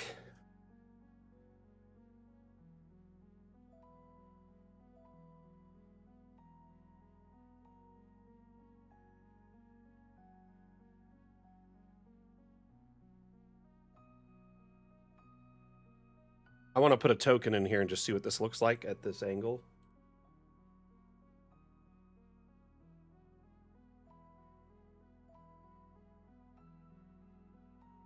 The flame shield is actually my favorite addition of the day.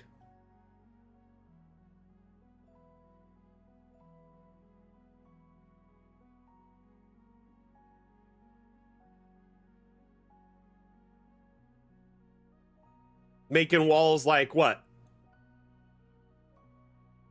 Great. Stream just crashed.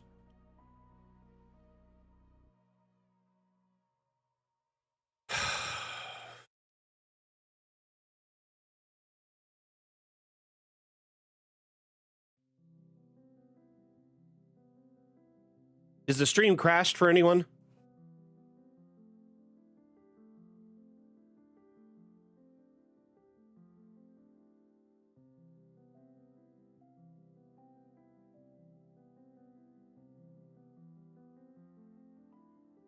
It's back.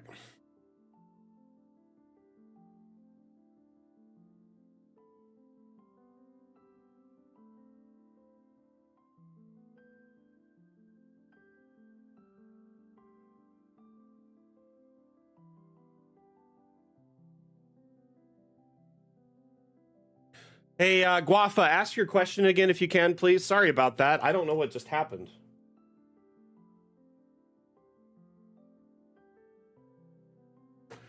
Nice, then you might want to try and submit it into the dam challenge, because that's the theme right now is Forge. So this map, I call it the Bone Forge, right? And it is a forge that was built on an active volcano that erupted as part of a cataclysmic battle when a really powerful mage cast a spell that like backfired and destroyed this whole area, killed millions of people. As you can see, the remnants of their bones just still sitting here. Some of them charred instantly. Anyway, how do I make walls like that with the stairs going down? This is just a bunch of rocks kind of covering the existing carved space. So these rocks here, look. Just a lot of rocks. But behind this is like a carved tunnel from the terrain, because you can carve into terrain and go below ground now. So essentially underneath this staircase technically is a room at the very bottom, but I've hidden it all under the staircase and the rocks. Like a really thin room, so I could put this stair here and transition downward. There's like 2 floors, actually. So it's a combination of using the room drawing tool at different levels, because you can jump between levels, right? So here's one room. There's another below that. They just keep going down, right? So this is essentially this space, and then there's a room here that I put the stair on to transition between -1 and 1. So this is 1.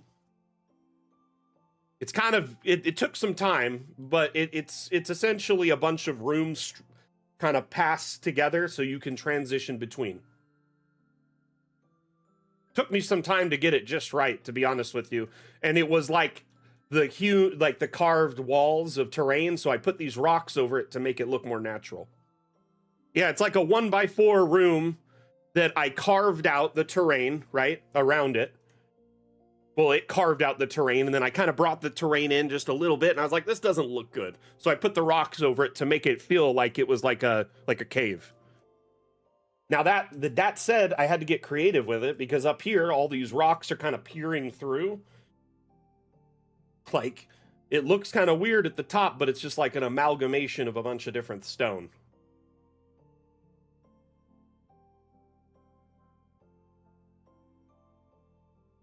But yes, it's an empty room without walls. It does have a floor technically down below those stairs. See, there's something there. There's even a wall down there. I'm using the space creatively. Let's just say that. I got rid of all ceilings. I got rid of all, like, any walls that were up here, any ceilings that might be present. Definitely got rid of that.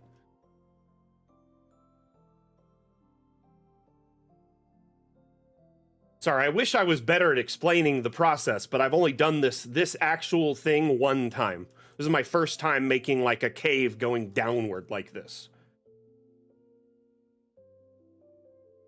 But yeah, there's like a room here, and then back here underneath all that is like another room, technically. So the stair could be somewhere and even more above that. Lots of terrain carving to get it just right on the top and the bottom. It's definitely tricky.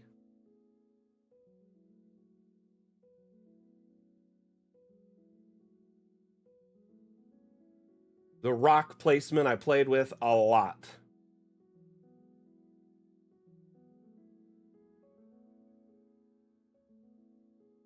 Where is my token?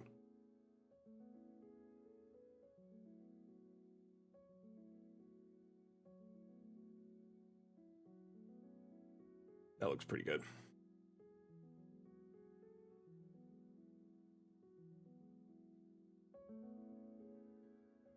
Oh, cool. So I call this one the Bone Forge. Similar, it's a forge made in a volcano, but because of the site of the volcano where all these millions of people died, like, and their bones are just still here filtering into the lava and the magma, like, it essentially is so carbon rich that if you pour the molten the magma in with your steel mix or your iron mix or whatever, it enriches the mix and makes it like more carbon rich and more durable. So damantium, if you will, we're making our own metal for our community. Damantium. Damascus, yes, it is Damascus, but I'm bringing it into our own thing. We technically could call it Damascus and keep doing it, but I wanted to give it a fun name.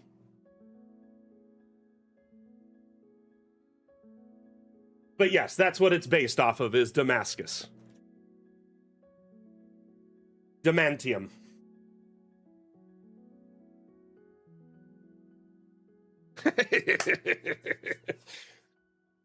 Damacus. Damac, US.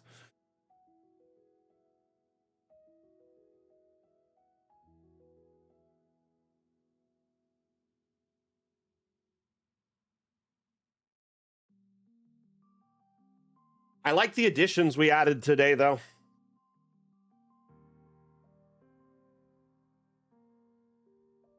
We added the track.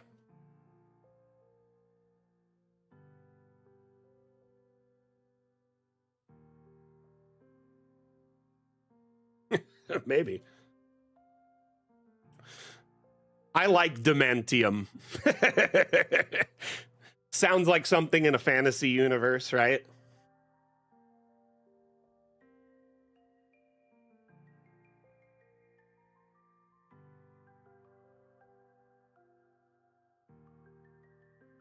There's no way to group objects really technically at the moment unless they're stacked on top of each other. So anything stacked on an object can be moved as a singular object, but there's no way to like group objects together otherwise.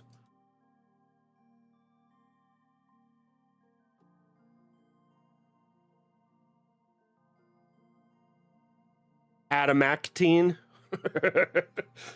That sounds like Bactine, that stuff that you would like put on your cuts or whatever. Isn't that what it is? Demantium.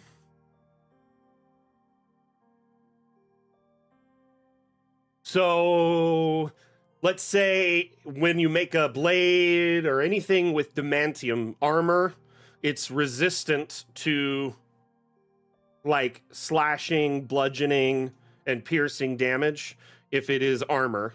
And if it is a blade or weapon made with it, it gets a bonus to that type of damage.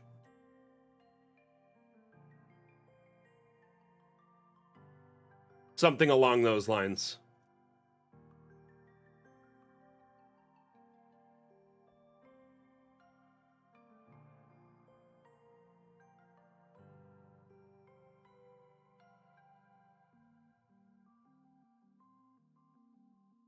Am I seeing YouTube chat? I see your chat right now. Did you say something recently? There was a few minutes ago where the stream kind of froze. So it's possible some of it didn't come through. I haven't seen a message from YouTube, though, in a while. Hobgoblin Link said, lean with the controller is the last one I saw. Sometimes the messages don't come through, though. It's hit or miss. Adamantine gives you crits if you hit an object with it, not a person. And the armor is resistant to crits. So if you have adamantine armor, it negates the crit damage. You still get the base damage from a 20, unless your AC is 20 or higher, 21, whatever.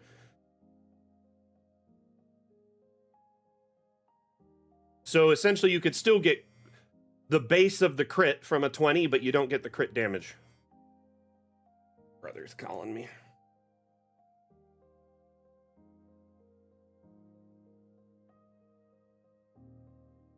You're thinking 3.5 rules. See, I played at a 3.5, but so minimally, I never really had anything like adamantine or enough knowledge of the rule set. You know what I mean?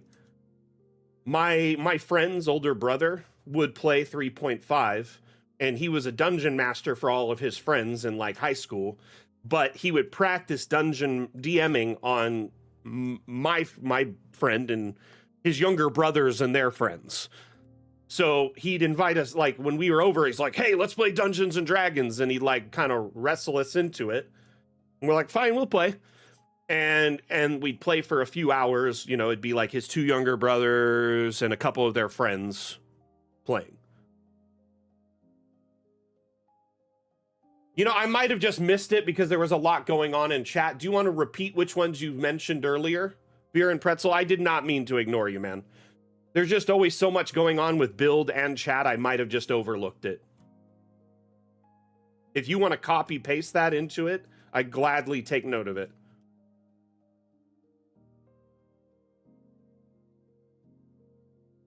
Keep in mind, the multi-chat isn't just YouTube. The multi-chat feed I look at is several different platforms typing simultaneously, and it keeps moving. So unfortunately, if I didn't see the message when it was on my screen of 25 messages, it might have been missed by me. And the sad thing is I have chat feeds up everywhere to try and stay focused on them, but I still miss stuff. Because we have, a multi-stream of 6 different platforms at the moment. But yeah, if you want to copy your earlier message and paste it into chat, I will gladly respond.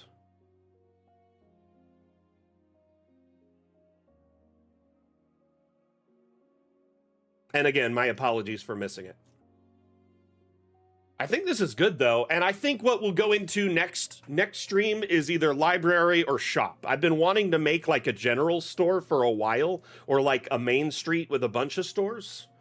But I don't want to get too involved with a massive project if I'm doing several stores. But at the same time, I don't like to just be a lone shop, unless it's like the lone shop in the middle of the woods. You know what I mean? Anyway, I am down to do that, but I'm thinking the library might be more fun. Like a school or library.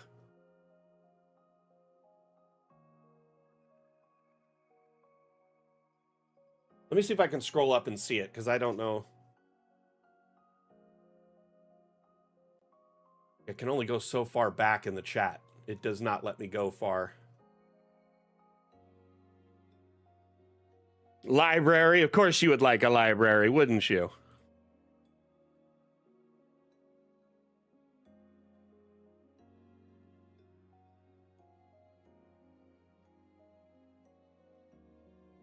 Stone and metal shelves would be useful. Okay.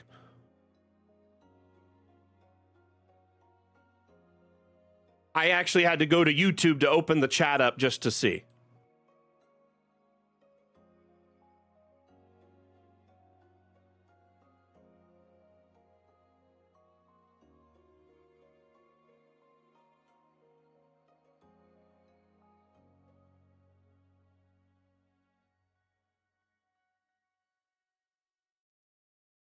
Alrighty.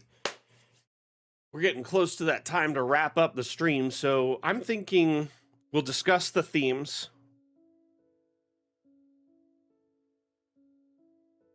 a little bit more, probably just to kind of get land on a consensus, unless there's something you all think I should add to this build still. Is there anything else I could add to it, should add to it?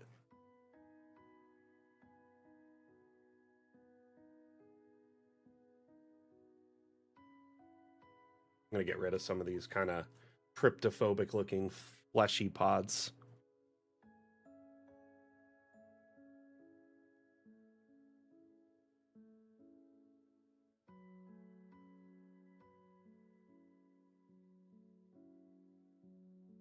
You know what else is pretty well rounded?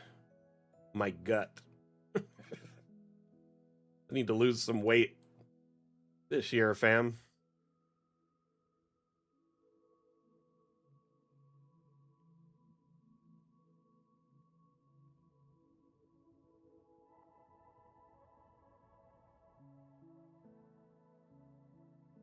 Arthur's a pretty good show.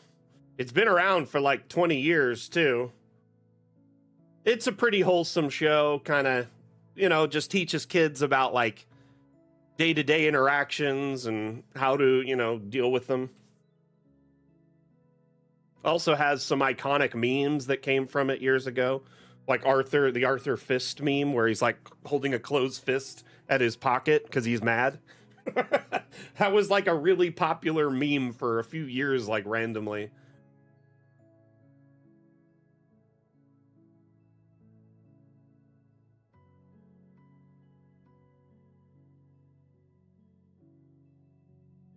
I think I'm going to do some like ash and stone up here to break up the monotony of this.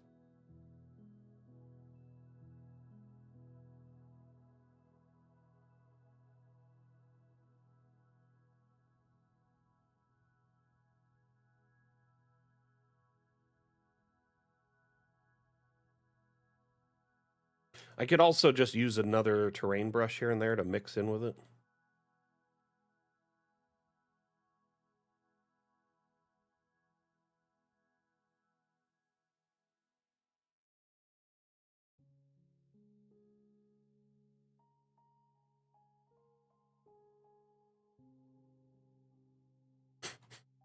One suspicious palm tree.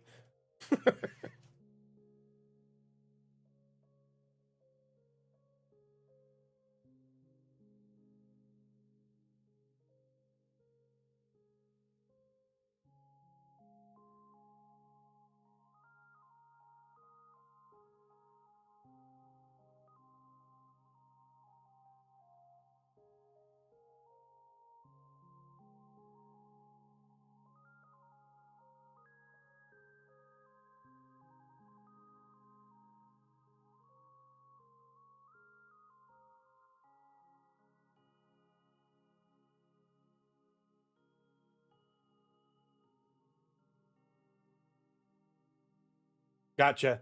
Yeah, the stone and metal shelves. Sorry, I must have just missed it. My bad there. But honestly, yeah, I have a book here. I wrote it down in there after we discussed it just a bit ago. So I will bring it up with the devs. I also recommend adding those kind of suggestions to our new roadmap and suggestion board, which is now on feature base. We moved from upvoty to feature base because upvoty kind of shadily changed their terms and conditions and pricing. And the devs weren't really happy with the new pricing model and opted to go with a different company. So anyway,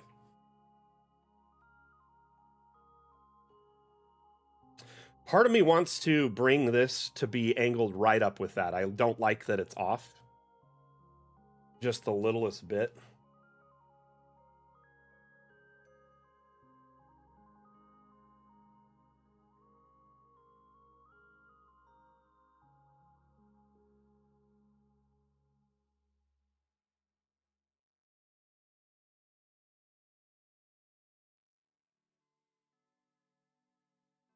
A lot more centered.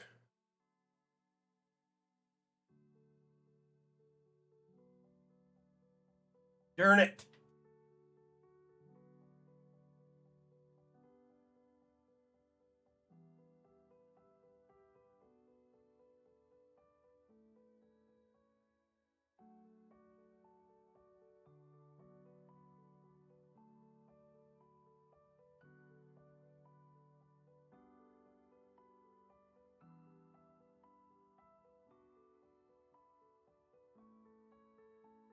Pretty close. Not perfect, but not really aiming for perfection at the moment.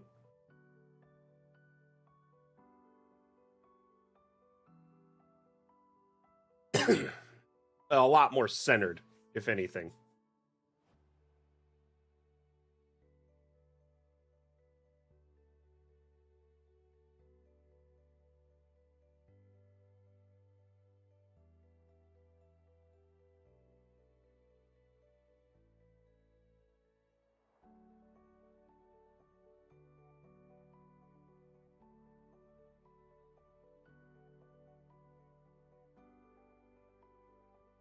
Of course, beer and pretzel. I added that to a list for sure. You gonna be taken off, Chim?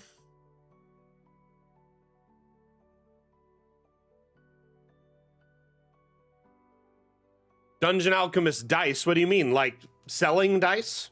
Like physical dice or dice inside of Dungeon Alchemist?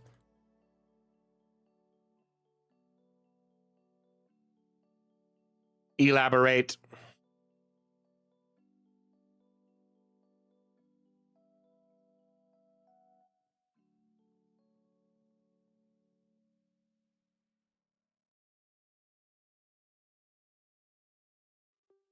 You know, in a world past, there was a time when the devs were considering bringing Dungeon Alchemist to the U.S. convention circuit, right? And I was kind of investigating which conventions and how much the initial investment and the kind of things I wanted to do.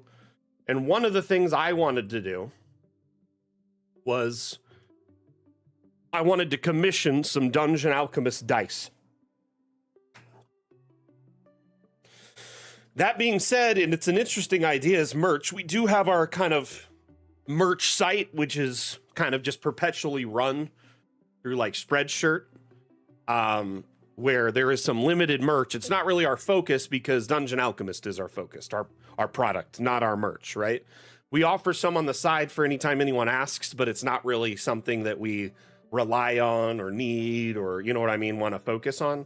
Though, if that company does offer dice, it might be a good idea to add that into the store because that seems cool. Now, that said, I did want to get some commissioned dice made that was like a D6 or a D20 with the Dungeon Alchemist, you know, with Hendrik being like the 20 or something. Anyway. Wall hanging banners and shields that you can add a custom image to. There are already wall hanging banners and shields. That being said, yeah, the shields, you can customize the colors, at least on a few of them. I do think more custom shields will likely be added with time. or at least you can change them more. Like there's these new shields coming out in the next update. Let's see. Let me see if I can find them.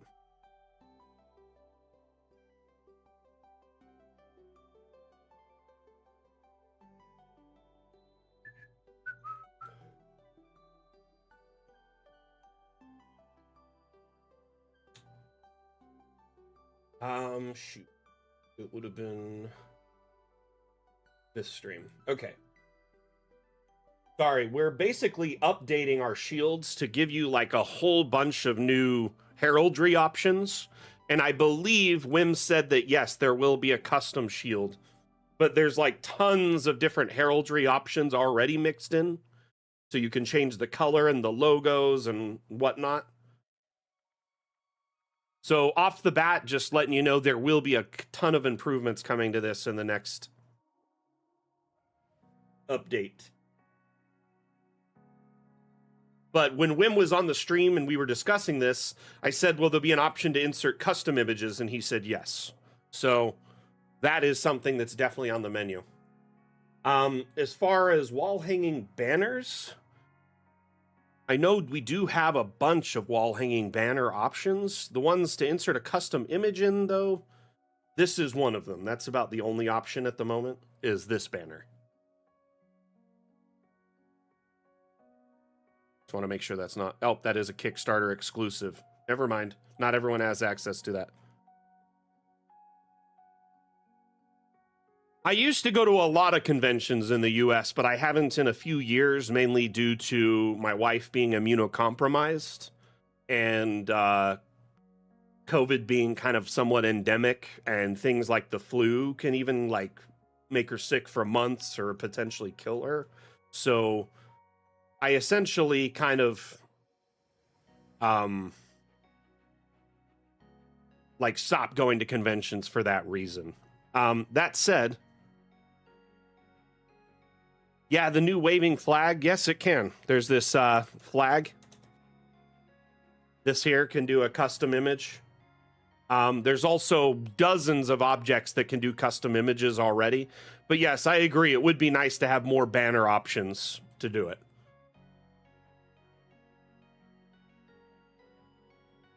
Where'd my pencil go? Oh, shoot, it's clear under my desk. It fell way back there. I'll make a mental note of that and add it as well, okay? So the last convention I went to was... Last big one I went to was E3 2018. But I also went to a few conventions here in Vegas before I wrapped up going entirely. And it was in... Let's see here. Anyway, there's like an anime-based convention that they do here every year. It's like a kind of like they'll invite voice actors, and there's game developers, and like this year they had the people from Baldur's Gate there doing like panels and signing stuff. So it's kind of cool to go, but at the same time,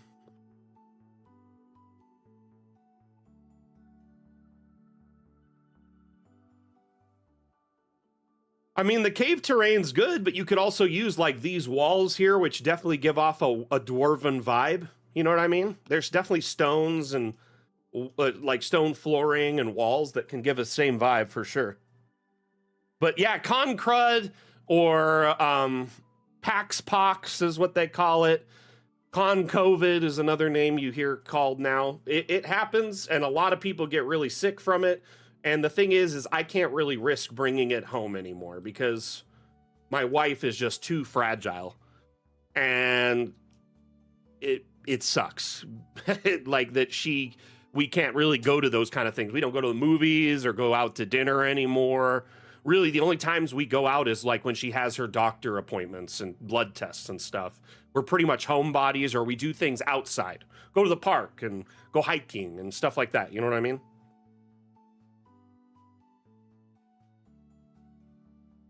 But the thing is you get so many people in one space, you're shaking hands, hugging people, tons of people talking and touching all the surfaces. You're just gonna get sick regardless, right? And I've been investigating ways to get around it because I want to start attending cons like on behalf of Dungeon Alchemist, or even try to run a convention here in the US, because there's still some interest in it, but we got to wait for the right time. You know what I mean? But one thing I was looking into is there's these like full face masks, right? That have like a filtration system, not only like the filters, but it actually has a powered filtration system. So it's like negative pressure or whatever. So it never like, it's a lower risk to get sick. People use them in like medical like situations, but also in like shops, like when they do like metallurgy or work with gases or other things to keep themselves safe. Or positive pressure, that's what it is. Positive pressure. My bad. It was the opposite. My bad. I don't need it personally myself. I'm not at high risk, but if I got sick and brought it home, then yes. Yeah, my wife is very high risk, immunocompromised, and has lupus. So essentially, if I do want to go to a convention, I need to be careful and safe about it. You know, just like a doctor working during COVID, you know, they have to be careful and have like proper protection, PPE, and then come home and sanitize before they go in. See, the thing is I've been wearing, Anani, I got some like, you know, some of the 3M respirators years ago when we started, you know, dealing with COVID. My wife has a full face one that like covers her eyes, the double filter. And then I just have like the nose and the mask filter type. And for years, I would use those if we went out or went to do groceries or anything like that. When people were wearing the cloth masks, I was wearing like the biohazard masks.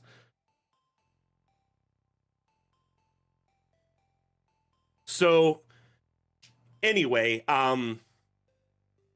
essentially, if I do go to a convention, what I'm planning to do is I would make like a cool cosplay outfit to kind of go with the mask, like maybe a plague doctor or something that would cover it, or the dungeon alchemist or something, and dress up like that while I'm there. So it's like it would be part of the fun. It's rough for sure. And I'm sure some people probably think I take extreme measures, but you know what? I think any one of us would do everything they could to keep their family safe. You know what I mean? So I don't think I'm doing anything too extreme to keep my wife, you know, safe. Darth Vader would be dope. But I actually have a ton of experience of wearing a mask. Like outside of the house now. I think I've worn a respirator for like 6 hours once. So like I'm pretty good at it, and I'm used to it being on my face and the sweat and like the pressure it off, you know, it's not something I'm not used to, is what I'm saying. But yes, I was looking at masks that have positive pressure. I said it backwards. I misremembered because it's been so long. But there's some, they have like a battery pack, and it's like a full cover, and then it doesn't cover your mouth. It's a full face shield with the pressure. So they can see you talking. And that's the reason I want that one, so you can actually see your mouth move. I think part of the reason people hate the respirator masks is they act like they can't hear you even though you're being loud. It's because they don't see your mouth move. It bothers them, you know? Oh, right, with glasses, it's rough. You got it. There's some adapters you can get that like hold it under your glasses, or hold your glasses in the right position so the steam doesn't go up. But yeah, and there are also some masks that help prevent it. But I get it for sure. What I'd likely do if we were doing conventions is do them here in Vegas where I live, because then I don't need to travel, which is another thing. Like if I got to sit in a plane or go to a hotel, or, you know, be in a bus with a bunch of people, or in a, you know, an airport, that's another way I can get sick. It's like pretty much any way I can get in contact excessively can get me sick, right? And then it's not me getting sick that's the problem, it's bringing it home that's the problem. It's kind of crazy though, like it's silly, but at the same time, like you don't even think about it. You take it for granted in your regular life. Like when I went to visit my grandfather in Reno, I told some of you about that were watching the stream. And he was like, why don't you just get on a plane and fly up? It'll be so easy. I'll pick you up at the airport. I'm like, but Grandpa, I got to sit in a plane with those people. I got to wait at the airport on both ends. And then, you know, that risks me getting sick and bringing it home to the missus. And he's like, oh, you know, and first night I'm there, he wants to go to a casino. I'm like, Grandpa, I can't go to a casino. I'm sorry. you know, and it's just that he didn't really get it, you know. Um, that being said, even after all my precautions, wearing masks when I go out with him to places like we went hiking and, you know, we went and visited my grandmother and, you know, just did some stuff out and about, right? And it was basically just me and him. And I met one of his friends and saw my grandmother, and I still got COVID and brought it home.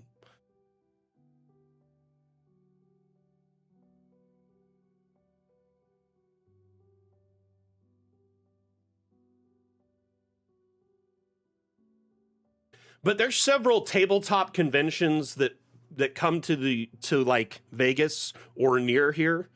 And then there's also a few gaming or like conventions that offer like tables for game development or software development.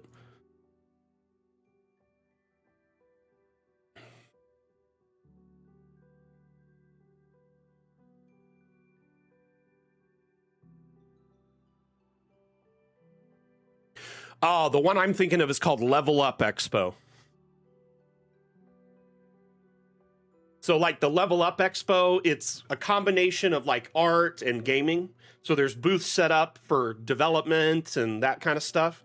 And there's also like anime and voiceover, like, and, you know, booths set up to get it, you know, to get autographs. And then there is, or pictures, and then there is panels and stuff. Gen Con is huge and also very expensive. The thing is we got to consider budgetary constraints and like how much it costs to do. You know what I mean? But also like what it might take for me to get there. What's the question, Guafa? Let's ask it. Let's get it in there before the stream wraps up. I want to make sure I answer your question.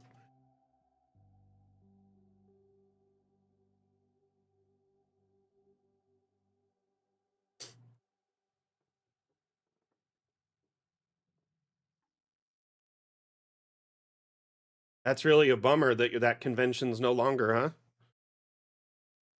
Can I just say today's stream was an absolute blast. I love hanging out with y'all. It'd be a lot of fun, you know. Well, it's been a lot of fun. Sorry, I said that wrong.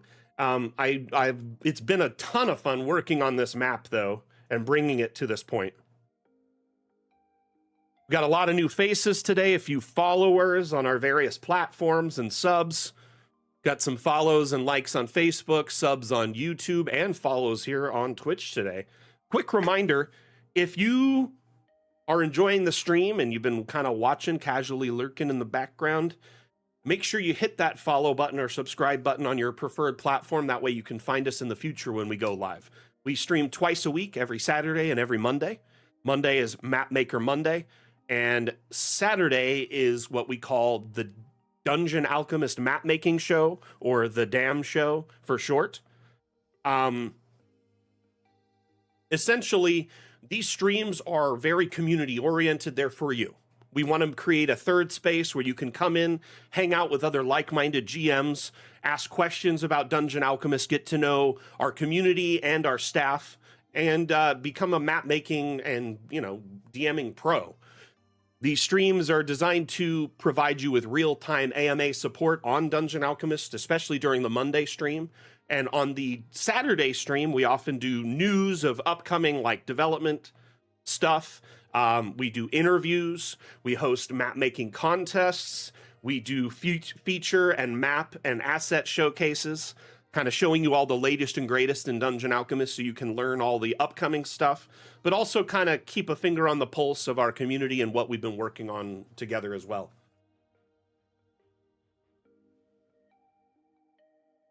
So Guafa, we have an asset pack, what is it called? A media kit on our website that you can use all the logos and that just fine.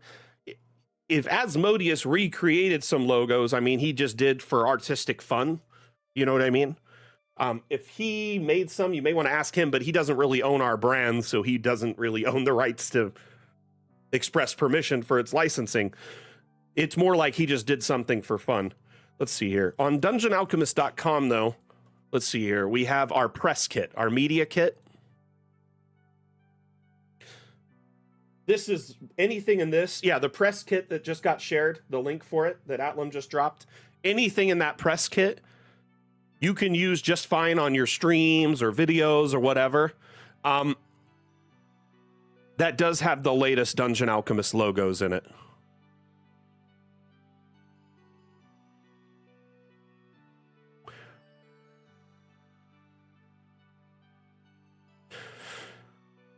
The newest logo is Hendrik holding the paper, but I think there's a version of it that says Dungeon Alchemist. If you want to DM me in Discord, I'll also send you another logo that I have access to. And you can even show me the ones that Asmodeus did, and we could talk about those as well, okay? But feel free to just ping me in DM on Discord and we can chat about it more.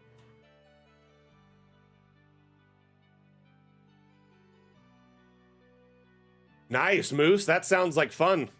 You know, I've been to a few different conventions here in Vegas, like the car shows, and whatnot, and some technical shows, like CES.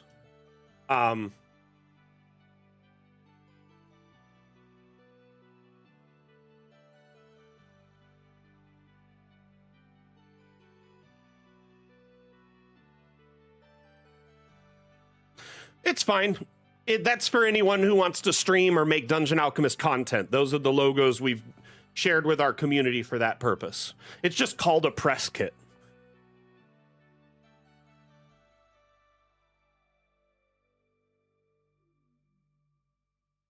Hey, May, thank you for the follow, by the way. Much appreciated. It really was nice getting to know you on stream today. Hope you come back in the future and we can assist you with any of your map making endeavors.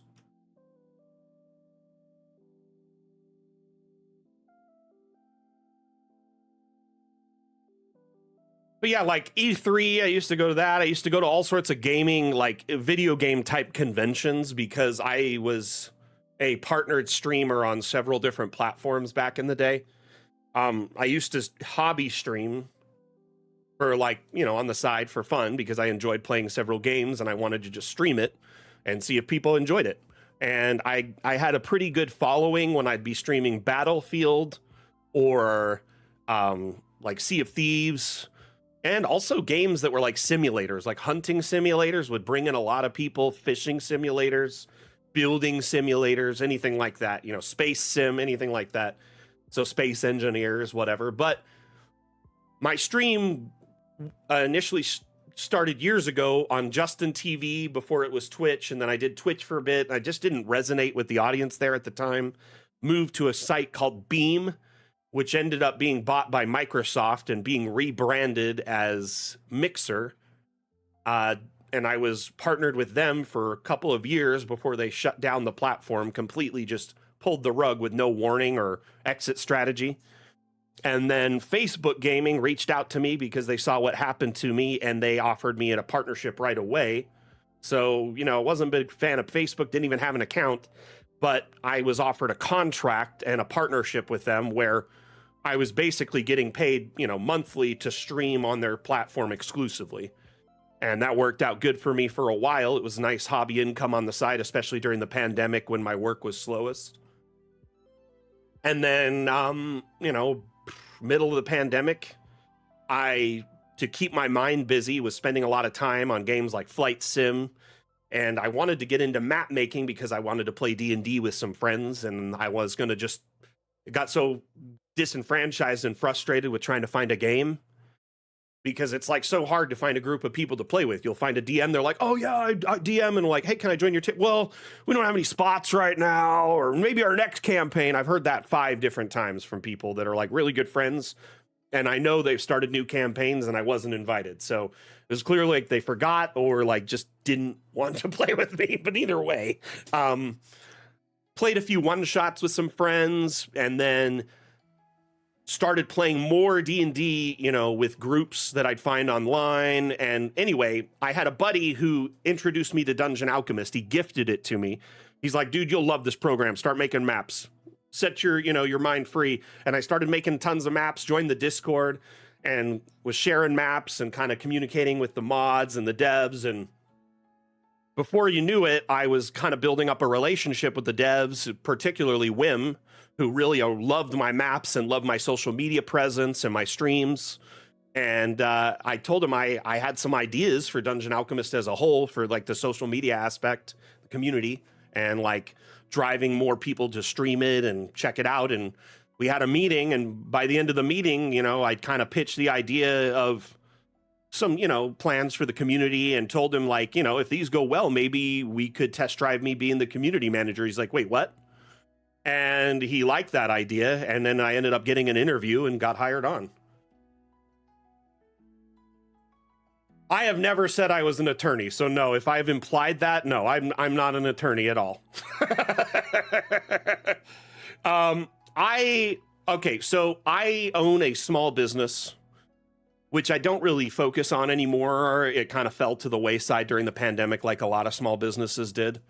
But essentially, I was a consultant, and I'd help small businesses like modernize and, you know, get onto the internet if they weren't, like, if they didn't have a web presence, like a website or social media, get them set up that way if it made sense, and kind of educate them on those things. You know, update their phone systems, their networks, their computers, do all sorts of stuff for them. So I was kind of like a modernization consultant for businesses, and I was doing pretty well. And I had a few clients who kept me on for like support reasons, and I'd manage their websites and social media. And during the pandemic, a couple of those businesses failed. So like some of my biggest clients, I just lost them overnight. And yeah, I was streaming on the side during all this and making hobby income, and it sustained me for a while when my business started faltering. And I got that job. This job, I should say. And I mean, in essence, I brought on a new client because I still have that business. And, you know, I'm not necessarily an employee. I'm an independent contractor for Dungeon Alchemist. But yeah, this is my job, my only client, my main client. Anyway, if my business does continue, I'd probably be more focused on the social media and community management aspects of things. Not so much building websites and running them and maintaining them, because that was the part I didn't care for. Thank you, Beer and Pretzel Wargaming, for being here. A lot of small businesses went under during the pandemic. Not just the storefronts, but ones run from people's homes, because it wasn't viable anymore to have business meetings at like a little coffee shop, or, you know, and everything went online all of a sudden. And if you're working with old businesses that people barely understand computers as it is, you know, or they're a small business going, you know, month to month, or just barely getting by themselves, a lot of people faltered, you know. Mom and pop shops, even big businesses failed during the pandemic. But like, I wouldn't say it failed. It's still there. I still make income from it, but I've lost interest in it. And I learned that like it wasn't as solid as I thought it was.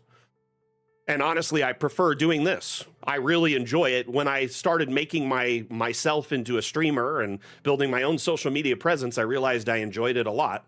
And I have a knack for it, you know? So I'm not the best streamer. I'm not the most entertaining streamer on the planet. I'm not a burnt peanut by any means, or a, you know, whatever. But I feel like I definitely have a knack for talking and explaining things and demonstrating things. And I'm passionate about Dungeon Alchemist.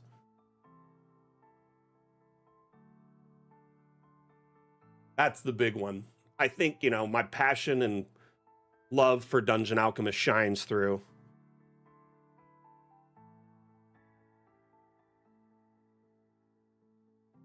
Man, I still have a couple Logitech cameras from my years of old from streaming, a Logitech 920 and a 922. The Logitech 920 was like the premier webcam for 15 years. They still sell it.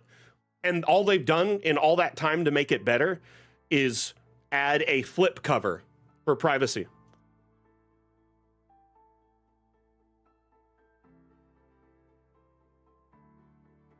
I hope you all had a fun day today during the stream. Thank you all for being here.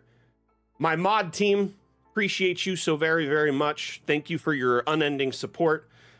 My, first-time chatters, appreciate you coming in today and checking out the stream, giving us some of your time. My long-time supporters, whether it's your, 10th stream or your 500th, appreciate you being here. Whether you were lurking or actively chatting, thank you so much for being what makes our community awesome.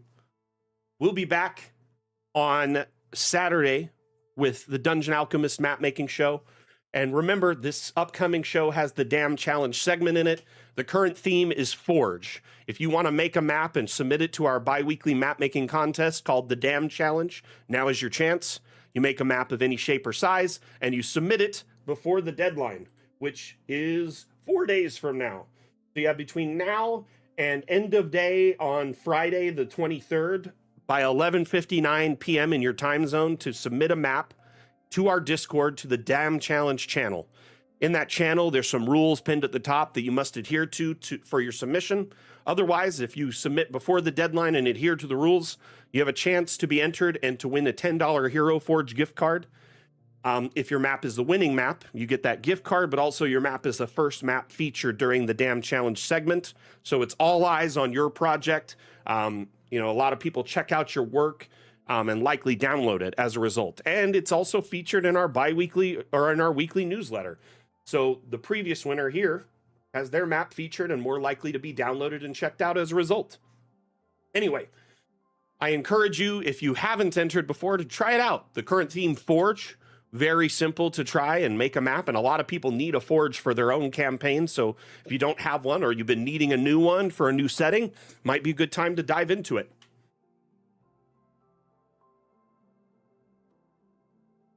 Beer Pretzel, if you click, well, it depends on which tier of your the Kickstarter. If you click on the Kickstarter exclusive items, depending on your tier of support, there is a banner in there at the very top. But if you were they had 3 or 4 different tiers. Do you have this section? When Kickstarter launched, or when we launched into Steam, you were sent a code in your email, and that code to the email that was tied to your Kickstarter account, and there is a setting here under the file menu where it says redeem code, and you can put in your Kickstarter activation key, and it unlocks those Kickstarter exclusive items that you may have gotten with your tier.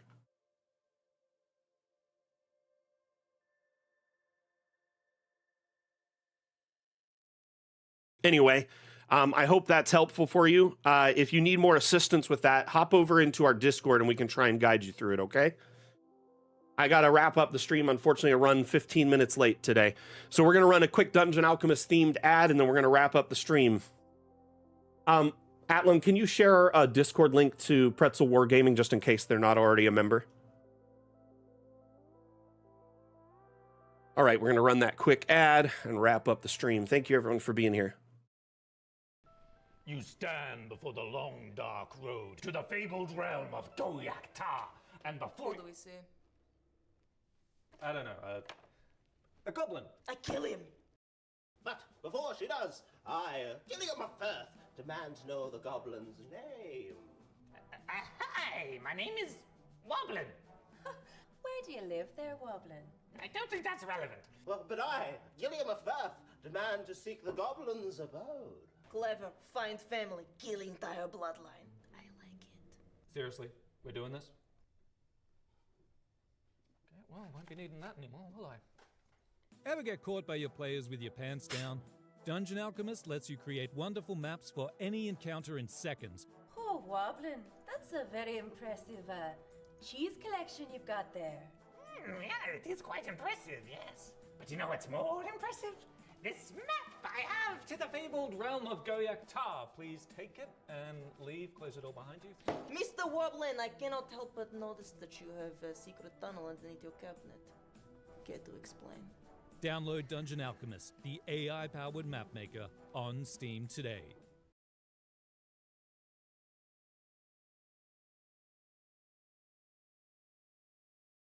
All right, thank you everyone for tuning in. Again, my name is Mac, the community manager for Dungeon Alchemist. Dungeon Alchemist is an application available on Steam. You can try the demo to check it out, give it a little test drive before you buy to see how it runs on your system before you invest too much time or money in it. Otherwise, I hope you enjoy your week, and we'll see you back on Saturday. Mac out.